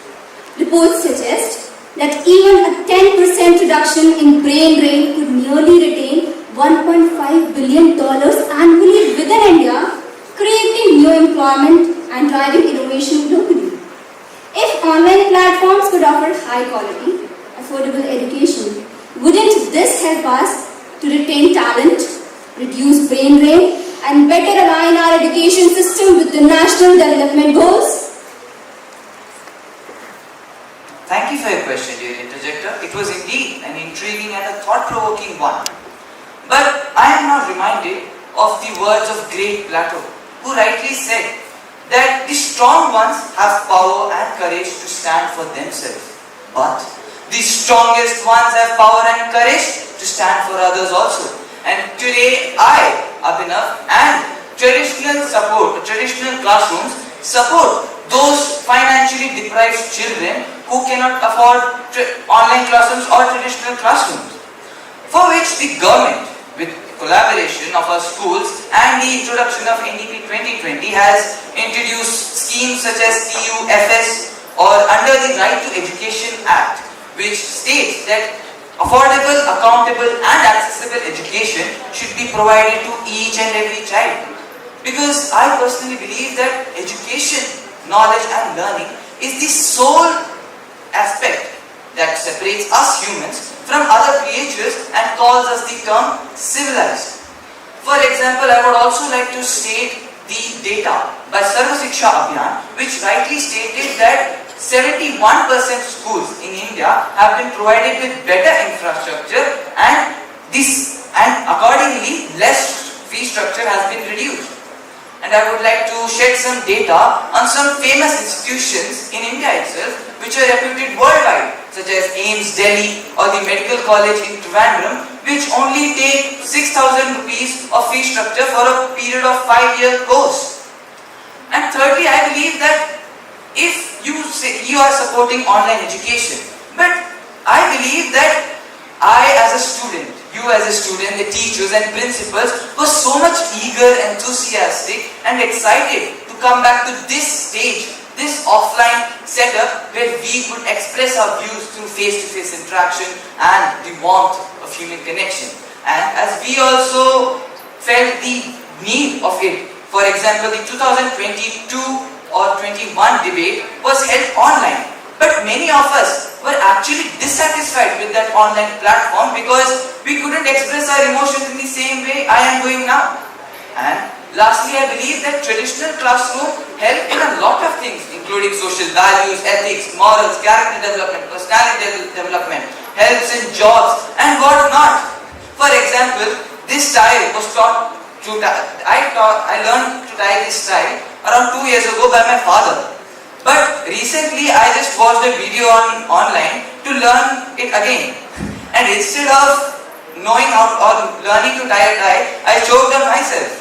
So this is a real life example and a proof that traditional classrooms through face-to-face interaction and hands-on experience are always a better option. And lastly, using poetic license to my advantage, I would like to say some self-composed lines I wrote for this debate. Learning through teams and meets we do not wish, because in classrooms, learning flourish, long-lasting bonds of friendship cherish, ultimately minds grow and knowledge nourish. Thank you and Jai Hind. Everybody, we now hand you back to the hosts for the day, Guru and Harshit. Thank you, Kashvi, Varnika and Zoba. We hope that our dear audience found this session extremely engaging and thought-provoking. I'm sure the judges will have a tough time deciding with such a display of oratorical prowess, clarity of thought and fluency of expression. Thank you very much. We are sure that you all had enjoyed. We would now request our Honorable Judge, Dr. Varun Gulati sir, to please join us on the stage and share his observations about this brilliant display of talent today. Thank you very much. I stand deeply honored, humbled to be here. Ladies and gentlemen, the august gathering, and the most loving students, we have come to a time when the most eyes begin to glaze over, the mind start wandering to the delicious samosas. It's metaphorical, of course, since it's tea time and a closing time. But before we start mentally checking out, allow me to remind that this is a very significant moment when we as the judges not to express our gratitude to the organization, but to our continuous experience, to mention a few of the points to the budding students. Before I could offer that, let me remind my school days when army schools, of course they are known for their exceptional discipline and the character building, and I come from a city, very small city, Ambala, where we had this army school, a towering sort of elitist place, which wasn't accessible to all the civilians, but yes, we used to go there to participate in the debates as they generously invited the local town students. So when I was asked to come as a judge in this particular event, it was like fulfilling an unrequited love, which perhaps came to a termination, but I believe that the termination would not go, end here. It's just a beginning. This termination is primarily a beginning. So now, being into the academics almost in 20 years, I have seen a lot of talent, but I must say the kind of commitment, dedication, ideas, innovation truly impressed me today. I'm so impressed. So as a judge, I would like to share a few suggestions that may help perhaps to sharpen the young minds. First, always, remember that clarity is the key. Clarity is the key. So focus on this part. Speaking clearly and concisely not only strengthen your argument, but also keep your audience engaged. Right? Second, very important, try to connect. In the families, we teach our children, disconnect to connect. At least when we sit over a cup of tea or having a dinner together, disconnect. Disconnect the electronic devices, mobile phones, TVs, and connect to the family. So that is disconnect to connect. Here is connect to the audience. So connection is very important. And remember, this connection is not for a winning. It's not about winning. It's about building your relations. Look at all the debates, if I may offer, debates of the British Parliament, the debates that are going on these days, and in fact, a couple of days ago, it just closed, the presidential debates in the United States. They aren't just about presenting arguments. They aren't. In fact, they are about building relations. Relations with the society. Persuading the society, persuading the audience with the blend of logic, ideas, and your personality. That's all. And do not forget the intellectual tradition, the intellectual debates of Bharat, of our own culture. Ancient debates like the debates between Janak and Ashtavakra, the dialogues between Yam and Nachiketa, the dialogues between Yajnavalkya and Maitri. They are all deeply insightful, and they are the powerful examples to sharpen your minds. Remember, the ultimate goal of these debates was discovering truth. And therefore today I am not here, of course, to tell you about the truths and lies of augmented realities that we have been discussing since morning. We can have a separate discussion on any other occasion. But the fact of the matter is, the ultimate aim of our life should be to discover the truth. And this journey is known as debate. Truth comes out of this journey. And speaking of perspectives, let me share a very quick and a very short instance. I was in college. We had a talent show and we were very enthusiastic. A dramatic monologue was going on. But incidentally, you know what happened? A pigeon, fortunately, unfortunately, left an unwelcome gift on the coat of the chief guest. The entire hall was a bit, paused, and this boy who was performing this monologue, he might have been forgotten the line or what happened, God knows, but he immediately took a pause and said, look, these pigeons have become so mischievous these days. It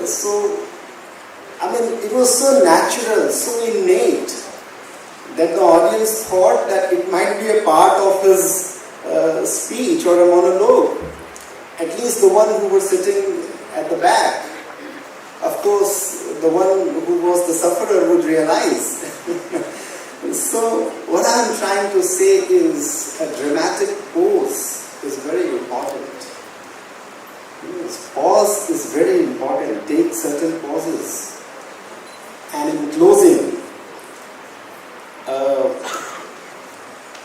before I express my gratitude, I am reminded of Conan Doyle. He once said, and this is all a very subtle message to all the debaters, what Conan Doyle said. He said, critics kind, never mind. Critics flatter, doesn't matter. Critics blame, all the same. Do your best, damn the rest. This is what Doyle said. Really helpful line. So with these few words, once again, a deep sense of gratitude to the administration, to the welfare society, the Army Welfare Society, always a source of inspiration for the entire nation, and to the principal, to the gathering, to the students for bearing me.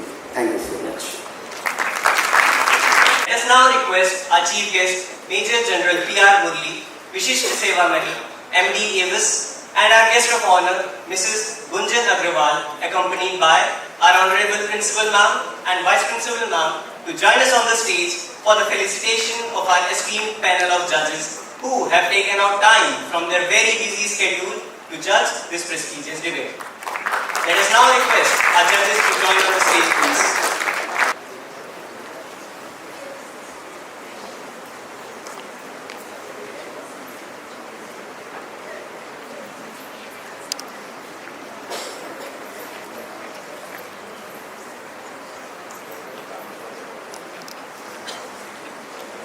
Let us now request Aditya from class 7A to present a token of our heartfelt gratitude to Dr. Varun Gulati, please.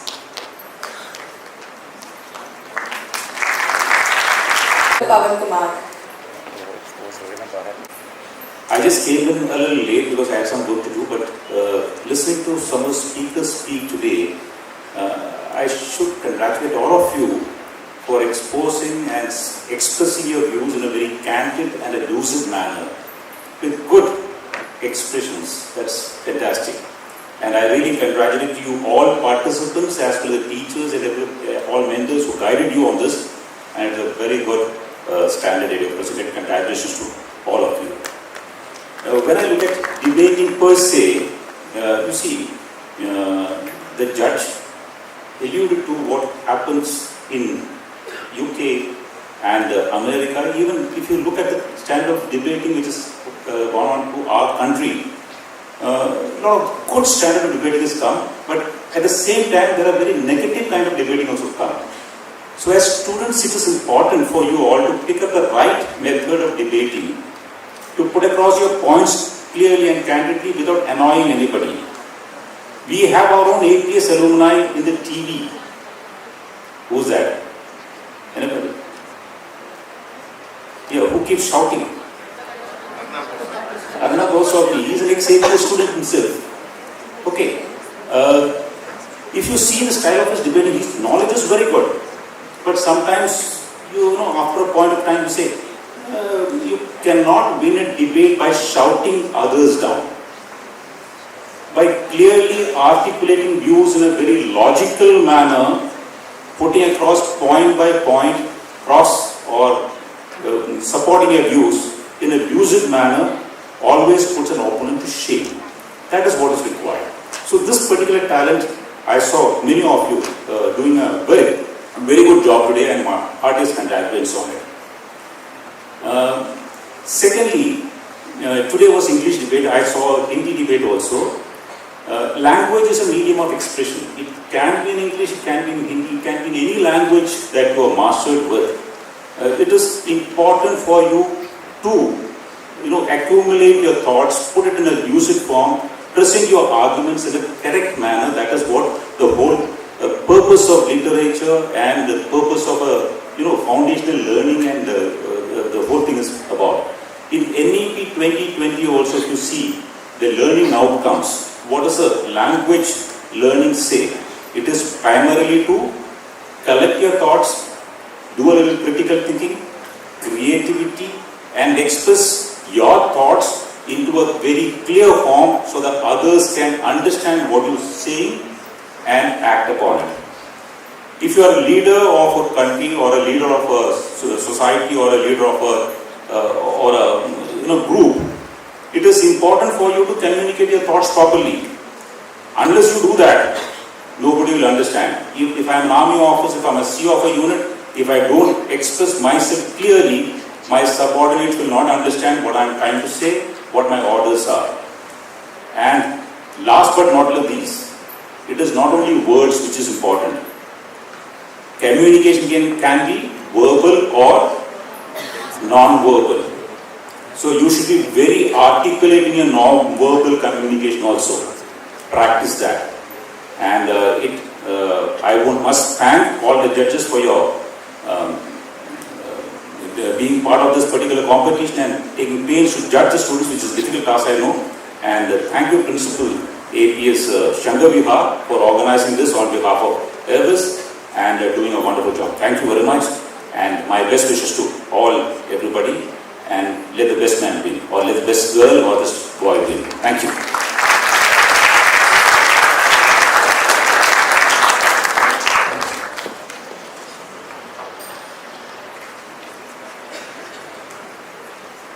Thank you, sir. Every special moment comes to an end, and this occasion is not an exception. We wish to thank our guest of honor, Ms. Kunjan Agarwal, for sparing time from her very busy schedule and being with us today. Ma'am, your presence itself has been a great source of motivation and inspiration for us.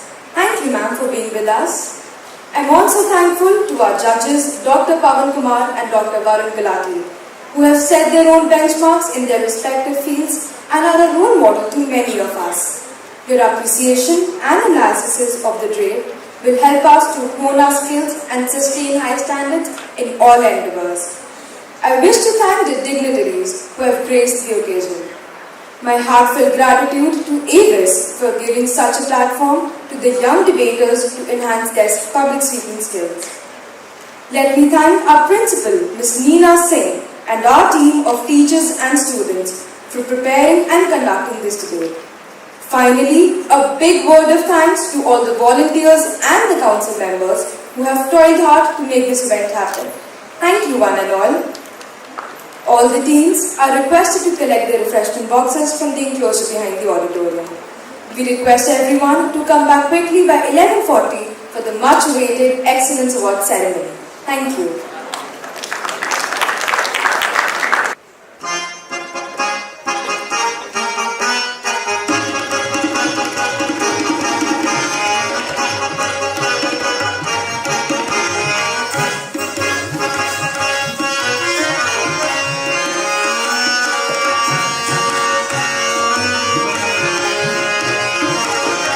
Jai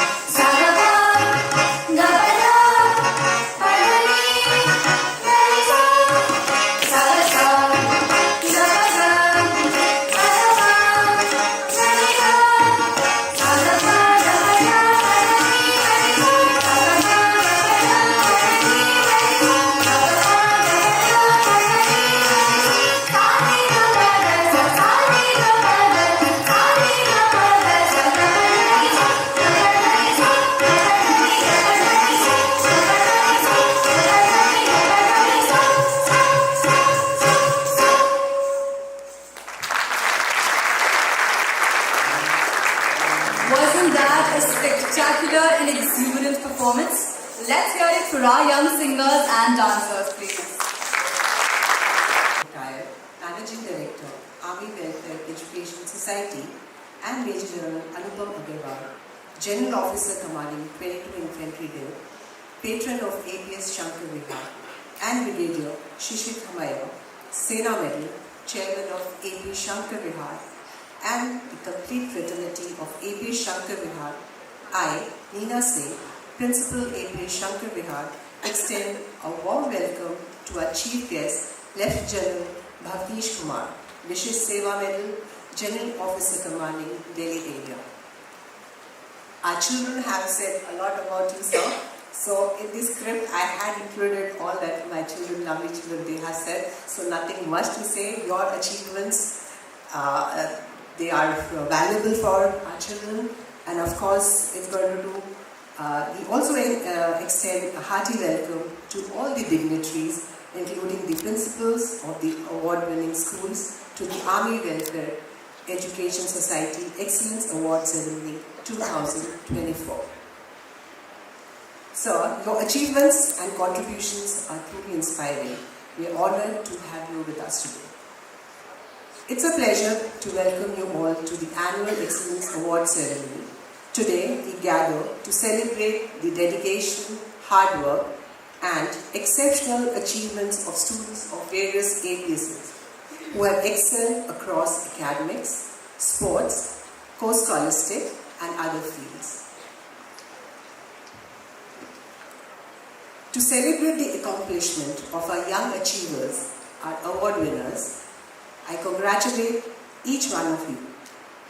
It is the result of your dedication and your commitment to the excellence. You have truly earned your moment in the spotlight, and we are all very proud of you. At this ceremony, we not only honor the achievements of our students, but also the hard work and guidance of teachers and parents who have supported every step of the way. Today, we celebrate our shared commitment to excellence in education and the incredible potential it unlocks in each of our students. Let us all celebrate together as we recognize the outstanding accomplishments of these young minds, and let us continue to inspire each other to aim higher and dream bigger. Jai Hind. Thank you. Dear audience, Army Welfare Education Society has a dynamic motto of quality education at an affordable cost. It runs 137 schools and various professional colleges all over India. Army Welfare Education Society has constituted Excellence Awards to applaud and recognize the excellent and outstanding academic and co-curricular results from Army schools all over India.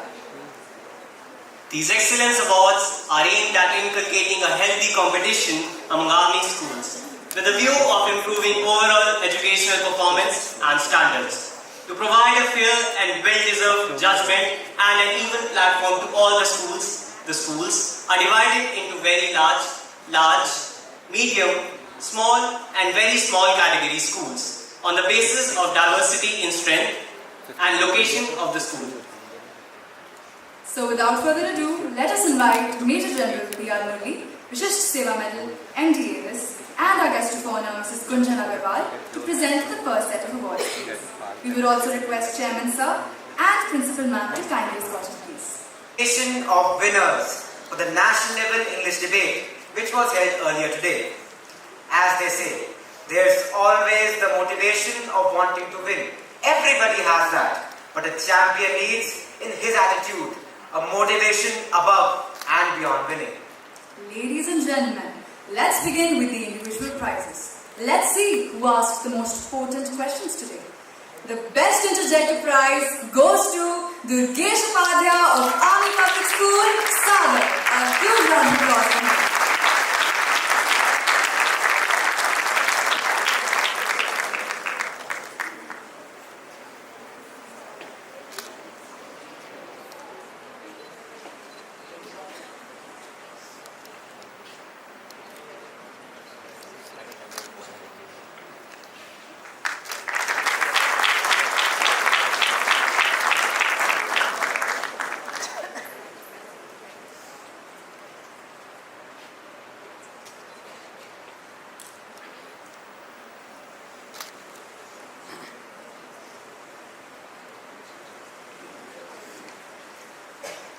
they say, the power of real debate is in the language and intellectual honesty of the debaters.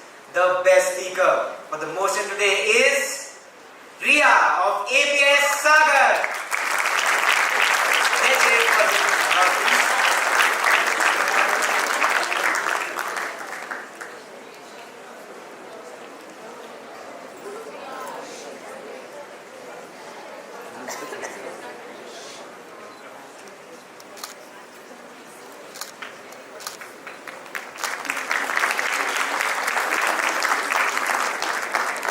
The best speaker against the motion is Udita Chakrabarti of APS Barapur.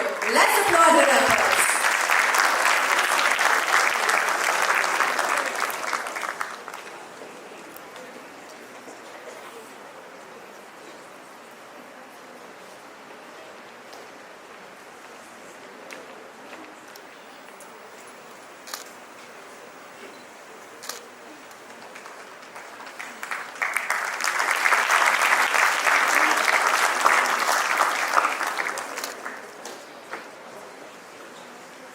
The second best speaker for the motion goes to Simran of APS Bhatinda.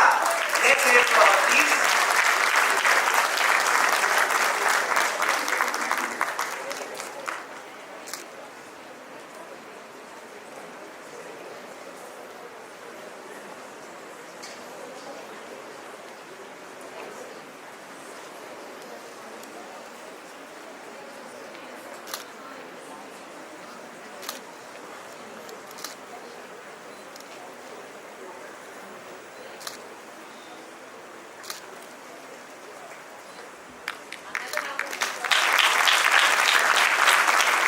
The second best speaker against the motion is Abhinav of Army Public School, Bhatinda.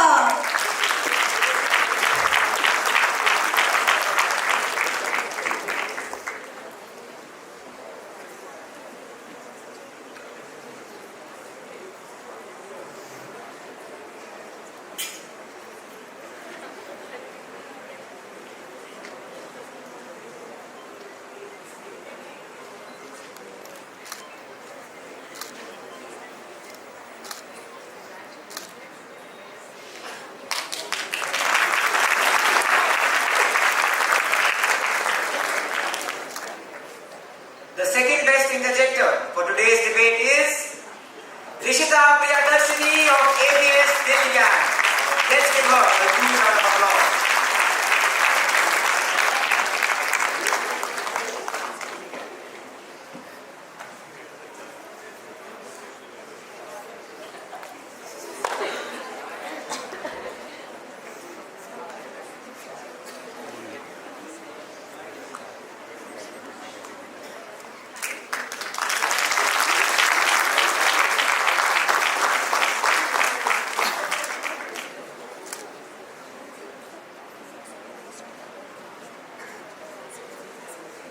Now, ladies and gentlemen, we come to the team awards for the debate.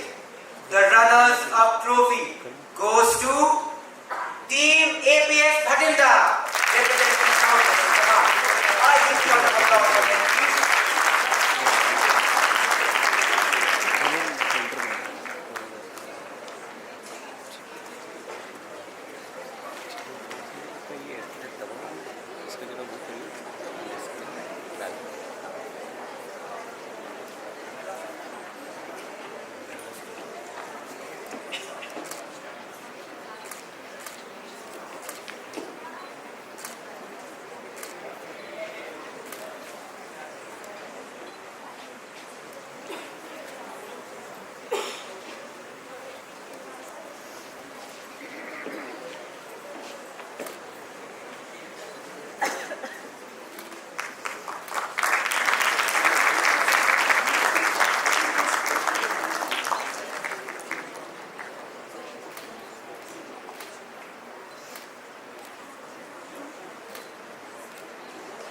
With that, we come to the biggest prize of the day, the winner's prize. The winners of the National Level English Debate 2024 is Team Army Public School, Barapur.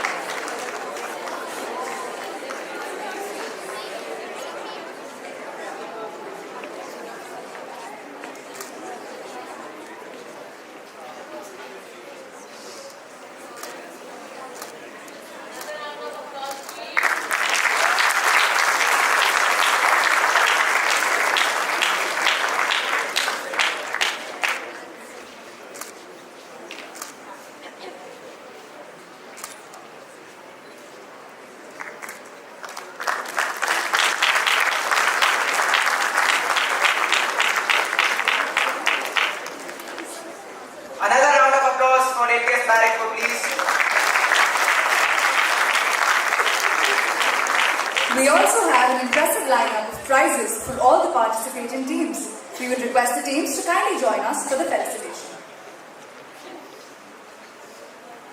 Beginning with team APS VIHAR. Let's give them a huge round of applause.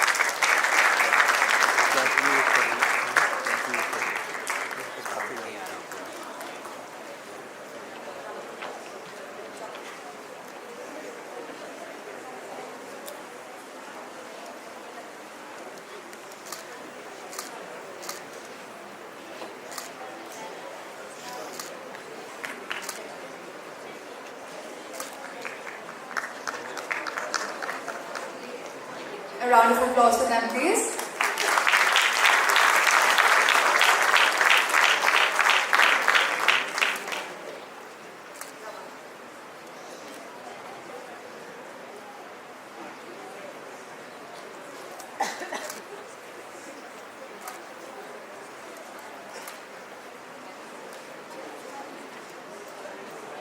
We now have team APS SHNAKR. A big round of applause for them, please.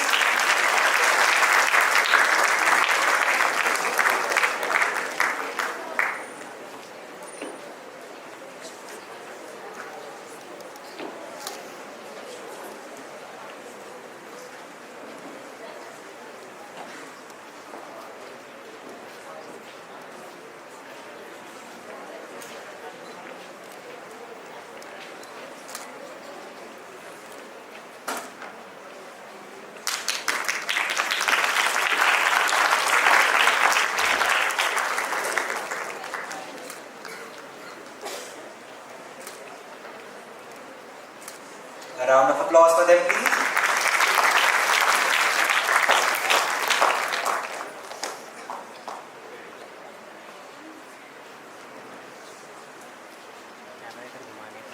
Coming up next is team APS Gorakhpur. Let us continue with the applause, please.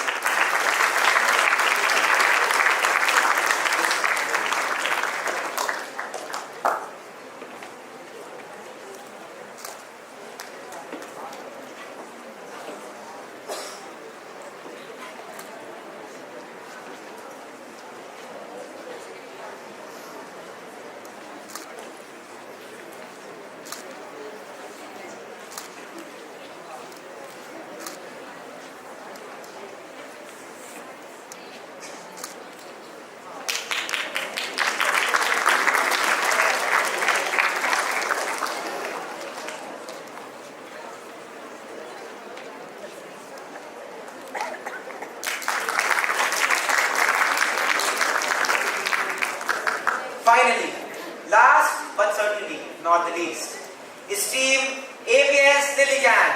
A huge round of applause again.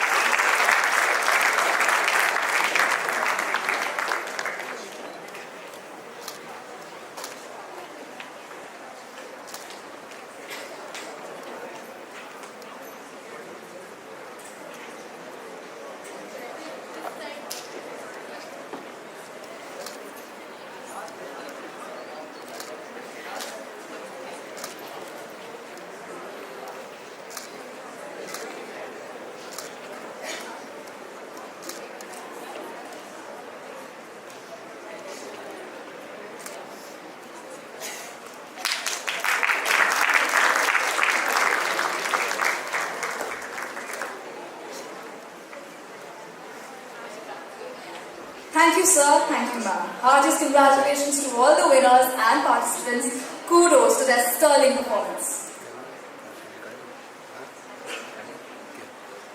Dear audience, let us now invite our esteemed chief guest, Lieutenant General Avnish Kumar, Vishish Seva Medal, GOC Delhi area, to kindly join us on the stage to award the winners of schools from different categories. We would also request Major General P.R. Murthy, Vishish Seva Medal, Managing Director, Army Welfare Education Society, our Chairman Sir and our Principal Ma'am to kindly escort him to the dais, please.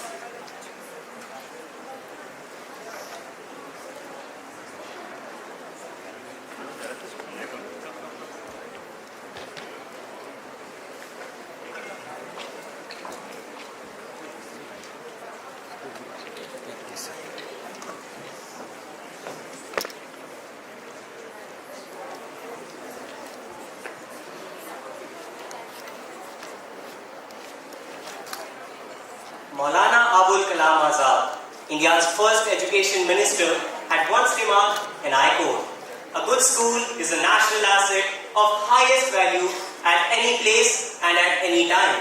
Schools are the laboratories which provide the future citizens of the state." Unquote. The first award for today has been constituted to recognize the maximum induction of the schools and alumni into institutes of higher education all over India. This trophy has been christened as the Achievers Trophy.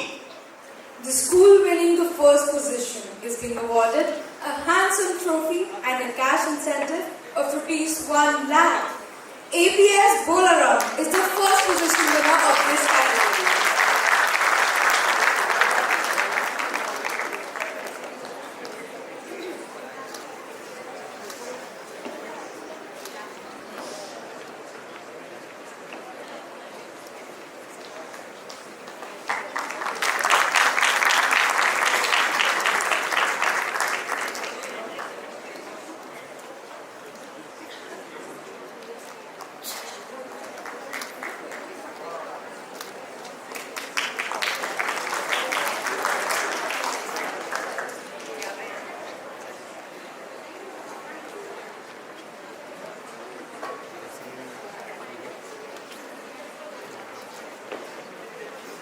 The schools securing the second position is being awarded a trophy and a cash incentive of ₹75,000. ABSSR has stood second and won this award. An appreciative ovation for them, please.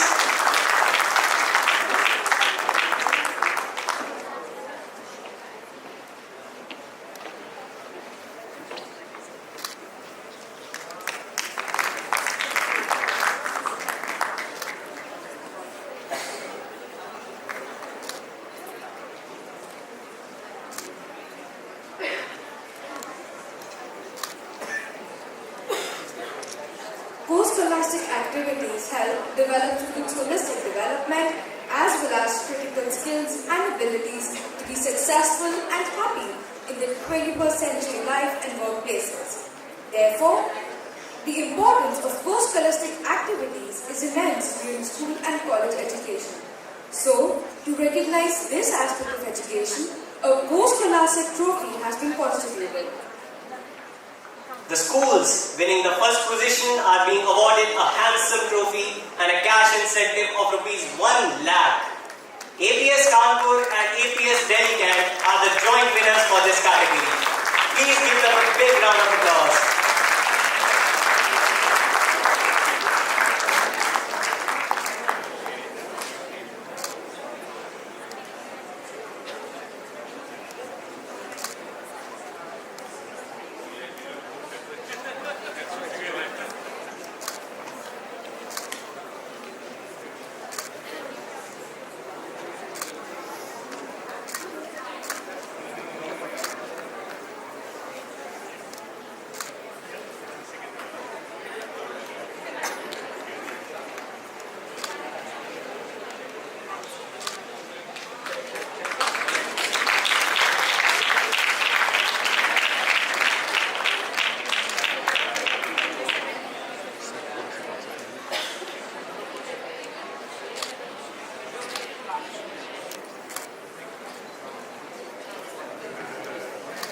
The school securing the second position is being awarded a trophy and a cash incentive of ₹75,000.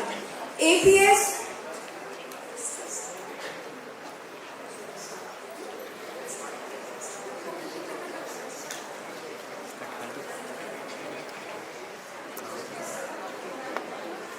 We will begin with the presentation of awards for academic excellence with awards for class 10.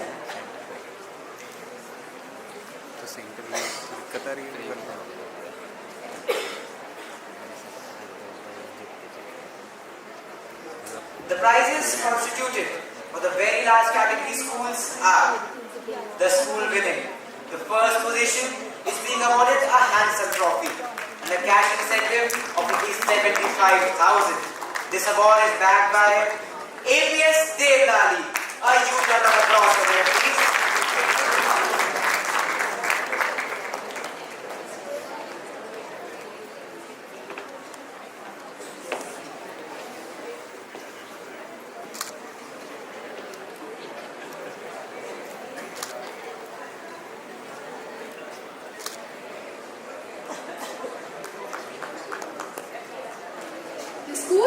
the second position is being awarded a silver trophy and a cash incentive of 50,000 rupees. APS Chandi Mandil walks away with this prize.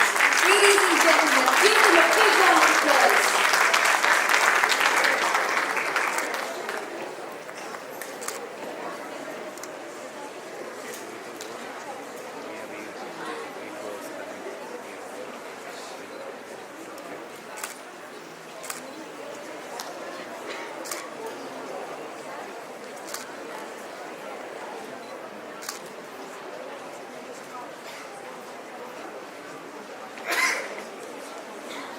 We now move on to the next category. The prizes constituted for the last category schools are: the school winning the first position is being awarded an impressive golden trophy and a cash incentive of ₹75,000. APS SP Mark Lucknow has topped this category. A big round of applause for them, please.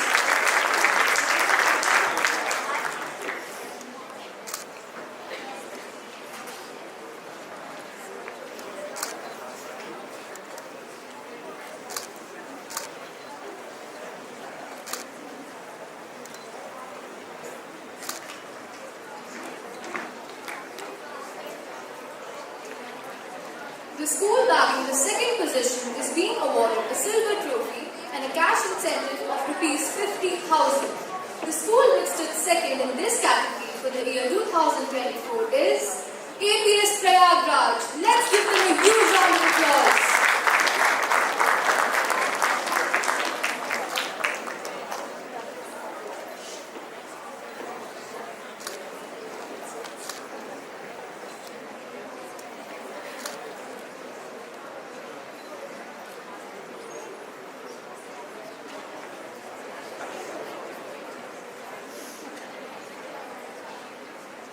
Moving on to the next category.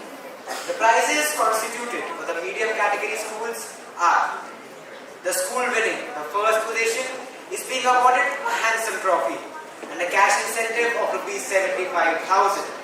APS Gopalpur has topped this category. A big round of applause for them, please.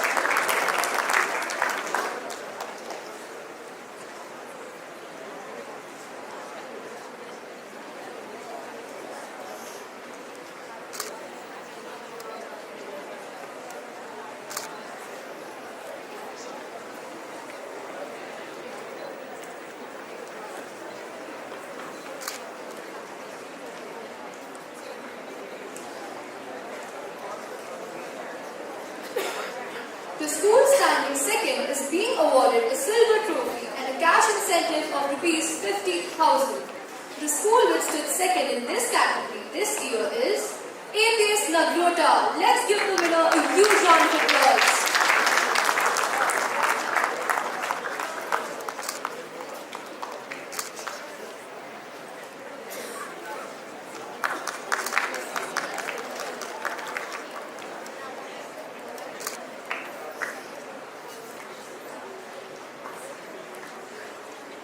We now come to the small category schools.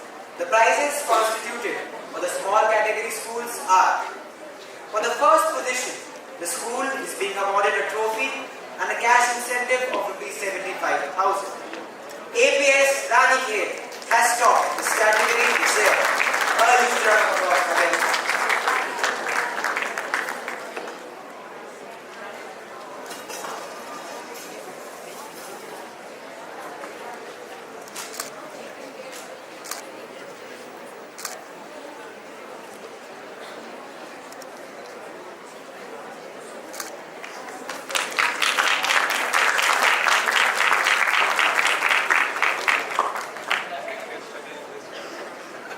The school securing the second position is being awarded a trophy and a cash incentive of ₹50,000.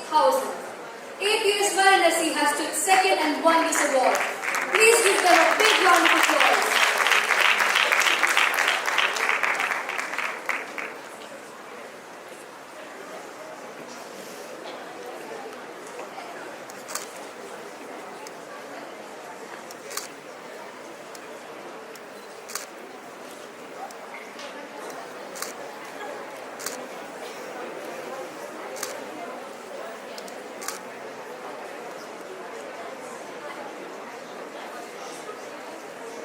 Ladies and gentlemen, we now move to the last and final category for Class 10.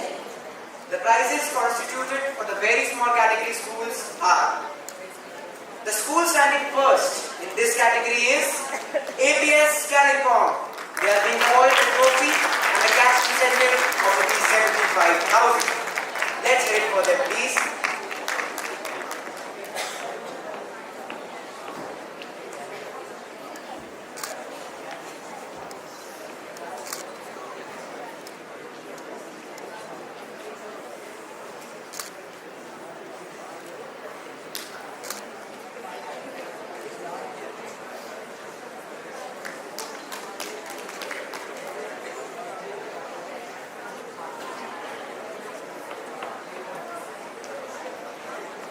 The school securing the second position is being awarded a trophy and cash incentive of Rs 50,000. APS Fazilka has stood second and won this award. The trophy is being received on behalf of the principal. Please give them a big round of applause.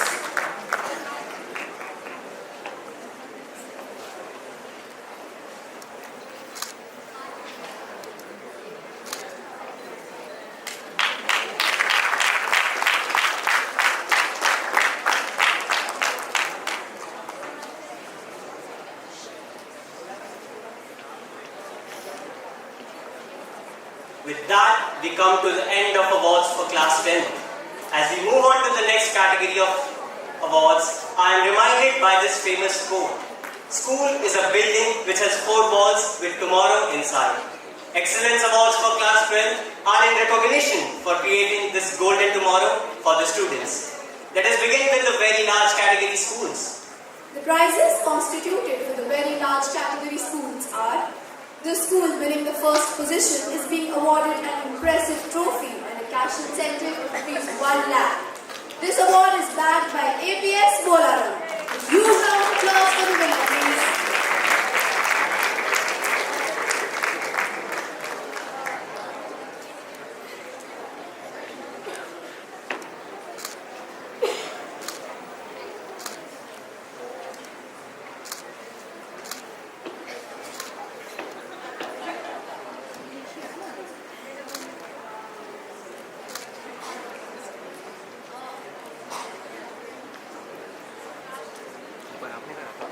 The school bagging the second position is being awarded a silver trophy and a cash incentive of Rs 75,000.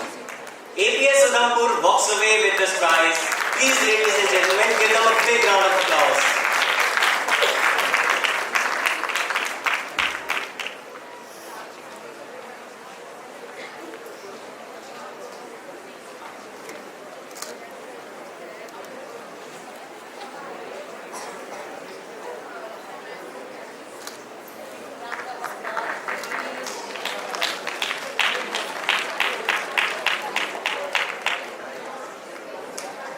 We now move on to the next category.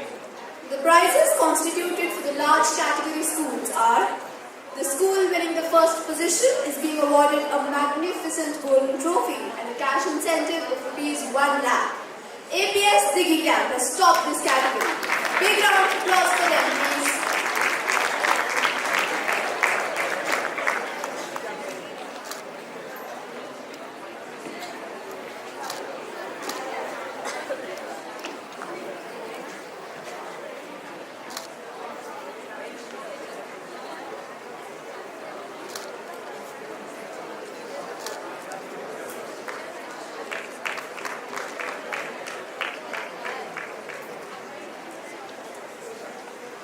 The school bagging the second position is being awarded a silver trophy and a cash incentive of Rs 75,000. The school which stood second in this category this year is APS Nehru Road, Lucknow. A well-deserved applause for them, please.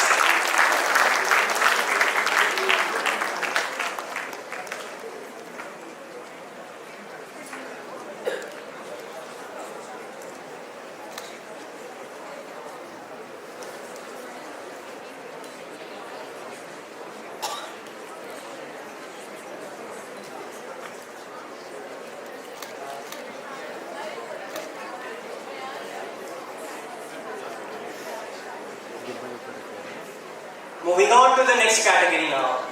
The prizes constituted for the medium category schools are: the school winning the first position is being awarded a handsome trophy and a cash incentive of Rs 1 lakh. APS Tezpur has topped this category. Big round of applause for them, please.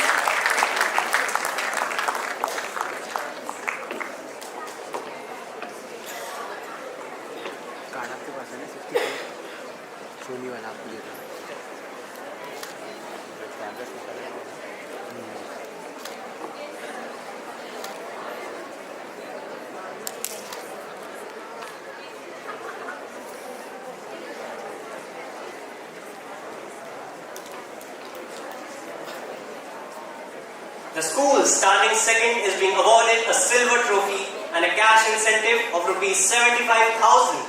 The school which stood second in this category this year is APS Golconda. Let's give a big round of applause to them.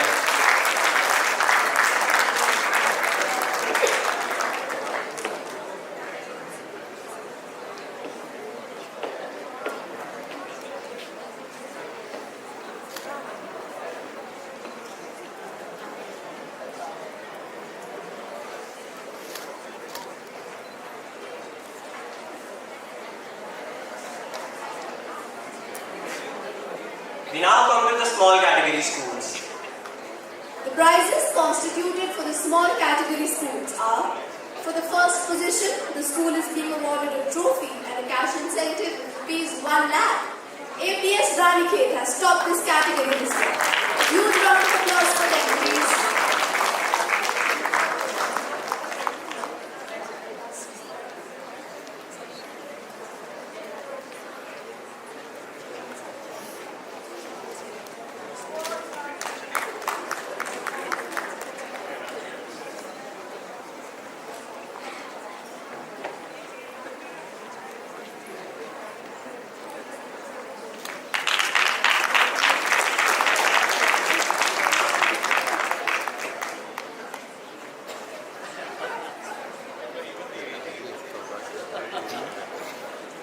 The school securing the second position is being awarded a trophy and a cash incentive of Rs 75,000. APS Noida has stood second and won this award. Let's give them a well-deserved ovation, please.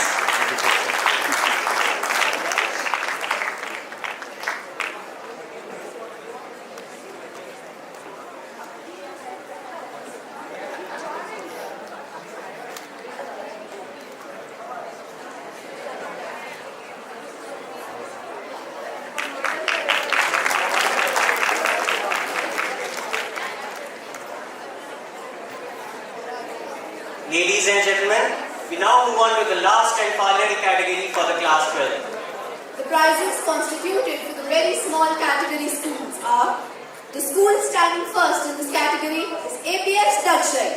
They are being awarded a trophy and a cash incentive of Rs 1 lakh. Let's put our hands together for them, please.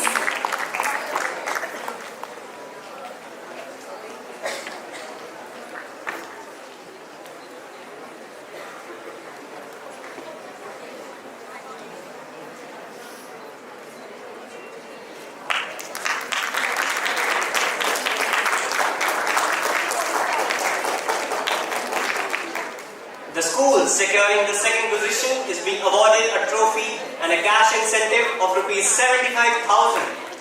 APS Cananor has stood second and won this award. Let's give them a big round of applause.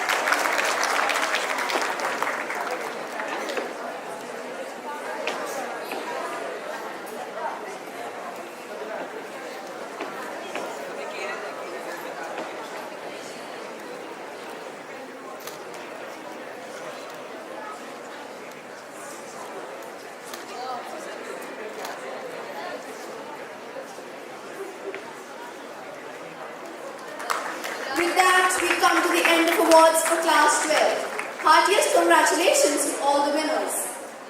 Felicitations to all the schools for their dedicated efforts, resilience and performance par excellence.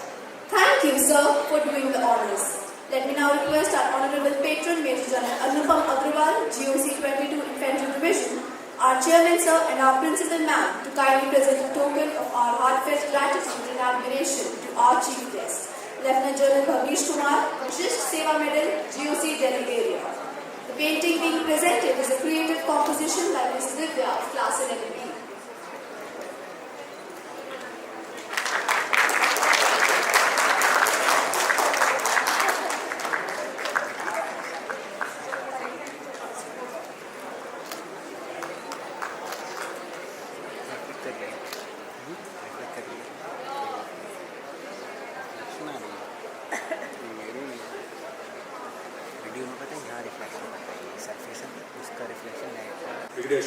SHNAKR, Chairman of APS SHANKAR VIHAR.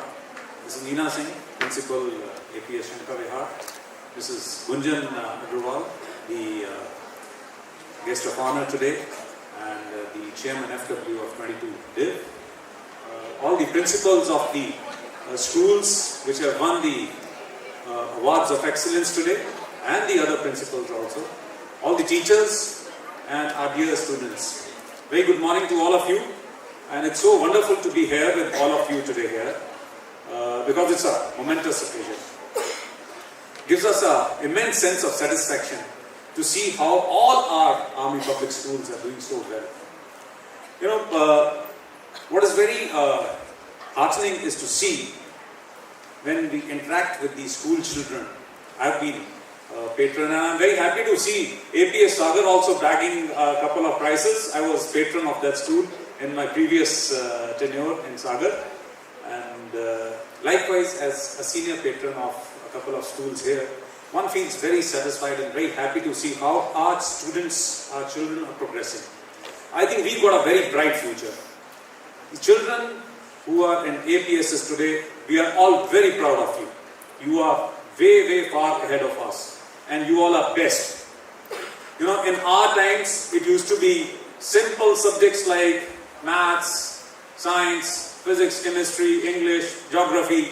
But now in your time, with the new technology coming in, you are getting into, different themes. Like you have the communication is touching 6G now. Then you have so much of space technology which is coming in. The cyber security, cyber technology which has creeped in.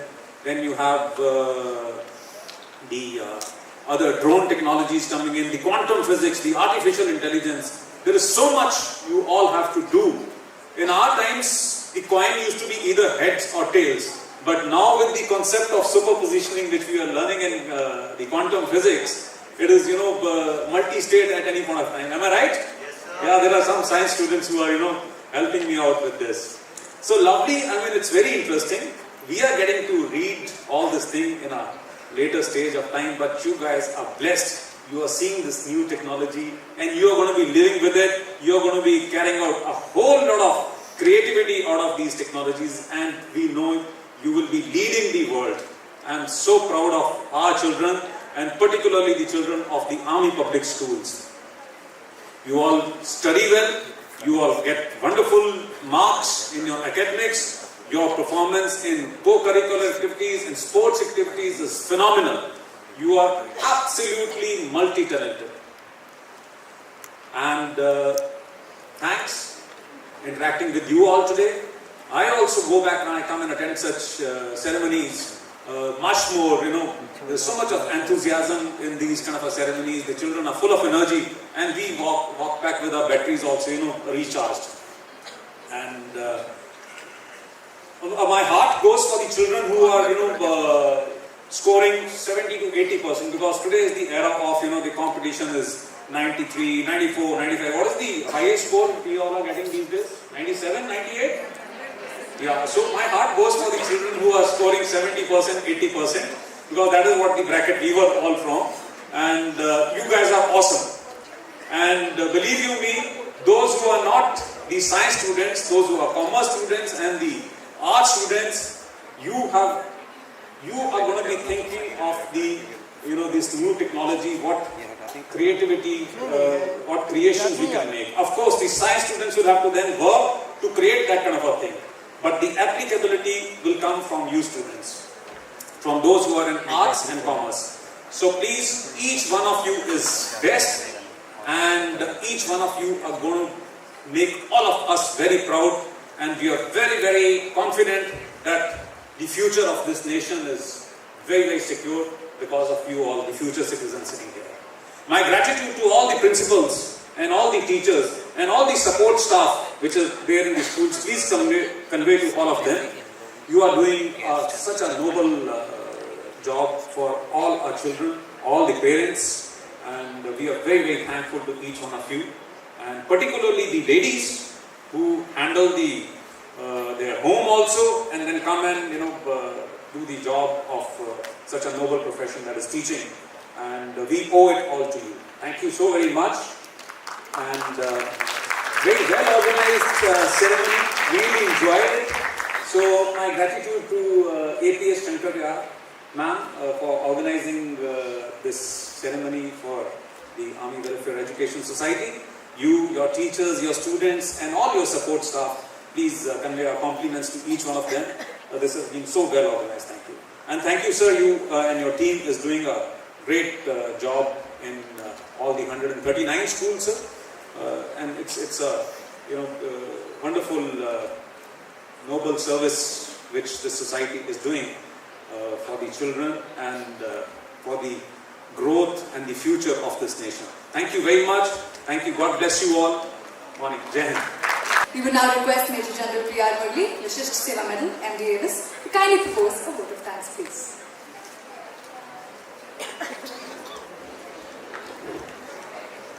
General Bhavnish, GOC Delhi area, Ms. Agarwal, guest of honor, Chairman, Shishik Principal, other principals, other guests and dear students.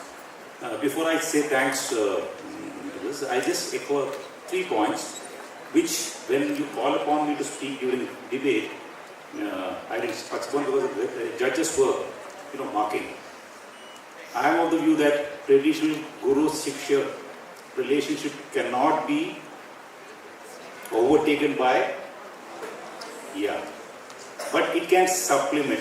That's why we have gone in for, TAG and various other LMS practices and various other things. So, primarily you cannot replace a physical teacher from the class, and teachers are doing a wonderful job, and students, you must be thankful to your teachers to mold you to what you are going to be in future. And a big thanks to all of you, ma'am, all the teachers, doing a wonderful job.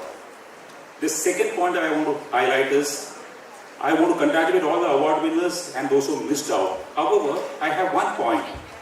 All these competitions that we are doing in the army environment. And we all know that our schools are doing very well. But when you go out of the army school environment, and if you take part in the competitions outside, you win a prize. That makes your school and the army environment, APSS permanently, stand high up in the complete nation. So I urge every principal, you must take part in national level competitions. CBSE, conducts many other national competitions, and I find very few schools participate in that. An award at a national level is any day better and better qualified and gives you better points when you go for a higher studies elsewhere.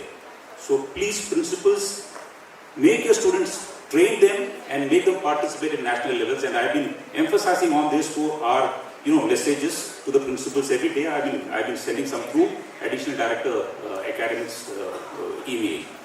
So you must participate. And I'm very happy APS Kanpur, not Kanpur, this is Kolkata. The boys did a wonderful job in Ideathon, which was conducted at IIT Delhi.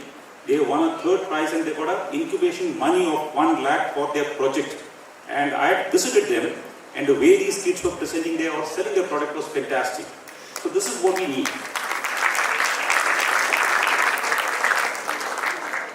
Now, the last point which I think GOC also emphasized on, science is good. Science is making waves. But gentlemen, the creativity, like GOC said, comes from an art student. The dance performance, the art, the languages, where does it come from? The art student. Please don't ignore. If you have a heart for arts, please don't go to science. In fact, when I was addressing the BOG of our, and I was giving what AVS does for army schools and all, 2 ladies after the presentation walked up to me and said, General Murli, I think we should have taken arts in our classes because Papa ne bola BSc kar liya. And while doing BSc, I realized I have a flair for languages. It is too late in life to realize that. But you are at a stage where you can pick up your career now. Don't go blindly after science. This is my sincere advice, and I fully endorse what GOC Delhi area said. Now, it all reminds for me to thank GOC Delhi area. You must understand, Delhi is a happening place. And at every drop of the, ticking of the second hand, GOC Delhi area gets a call for some conference somewhere or other. And I am very grateful to you, sir, for taking time out and be amongst us to give away those awards. Thank you very much for that. And ma'am, again, you have come all the way from here and you have tried to be with us and be part of us. Thank you very much for that. All of the principals who have come from various schools, prize winners and the students, you really deserve an applause for participating in this event, and my heartfelt thanks to you because it's an annual event and you have made our day.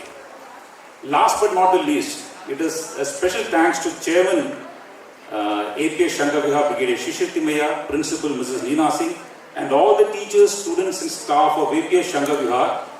हमारा पड़ोसी है, so आप लोग बहुत काम किया. I've been seeing you like last 2-3 days. I've been seeing the students in NCC uniform rehearsing, and a lot of work going around. So I knew something is, yes, good product is coming up. And beautifully, I never interfered in that because I had full confidence in you and you have produced a wonderful thing and a wonderful efforts. Thank you very much for that. Thank you, everybody. Good day. Jai Hind.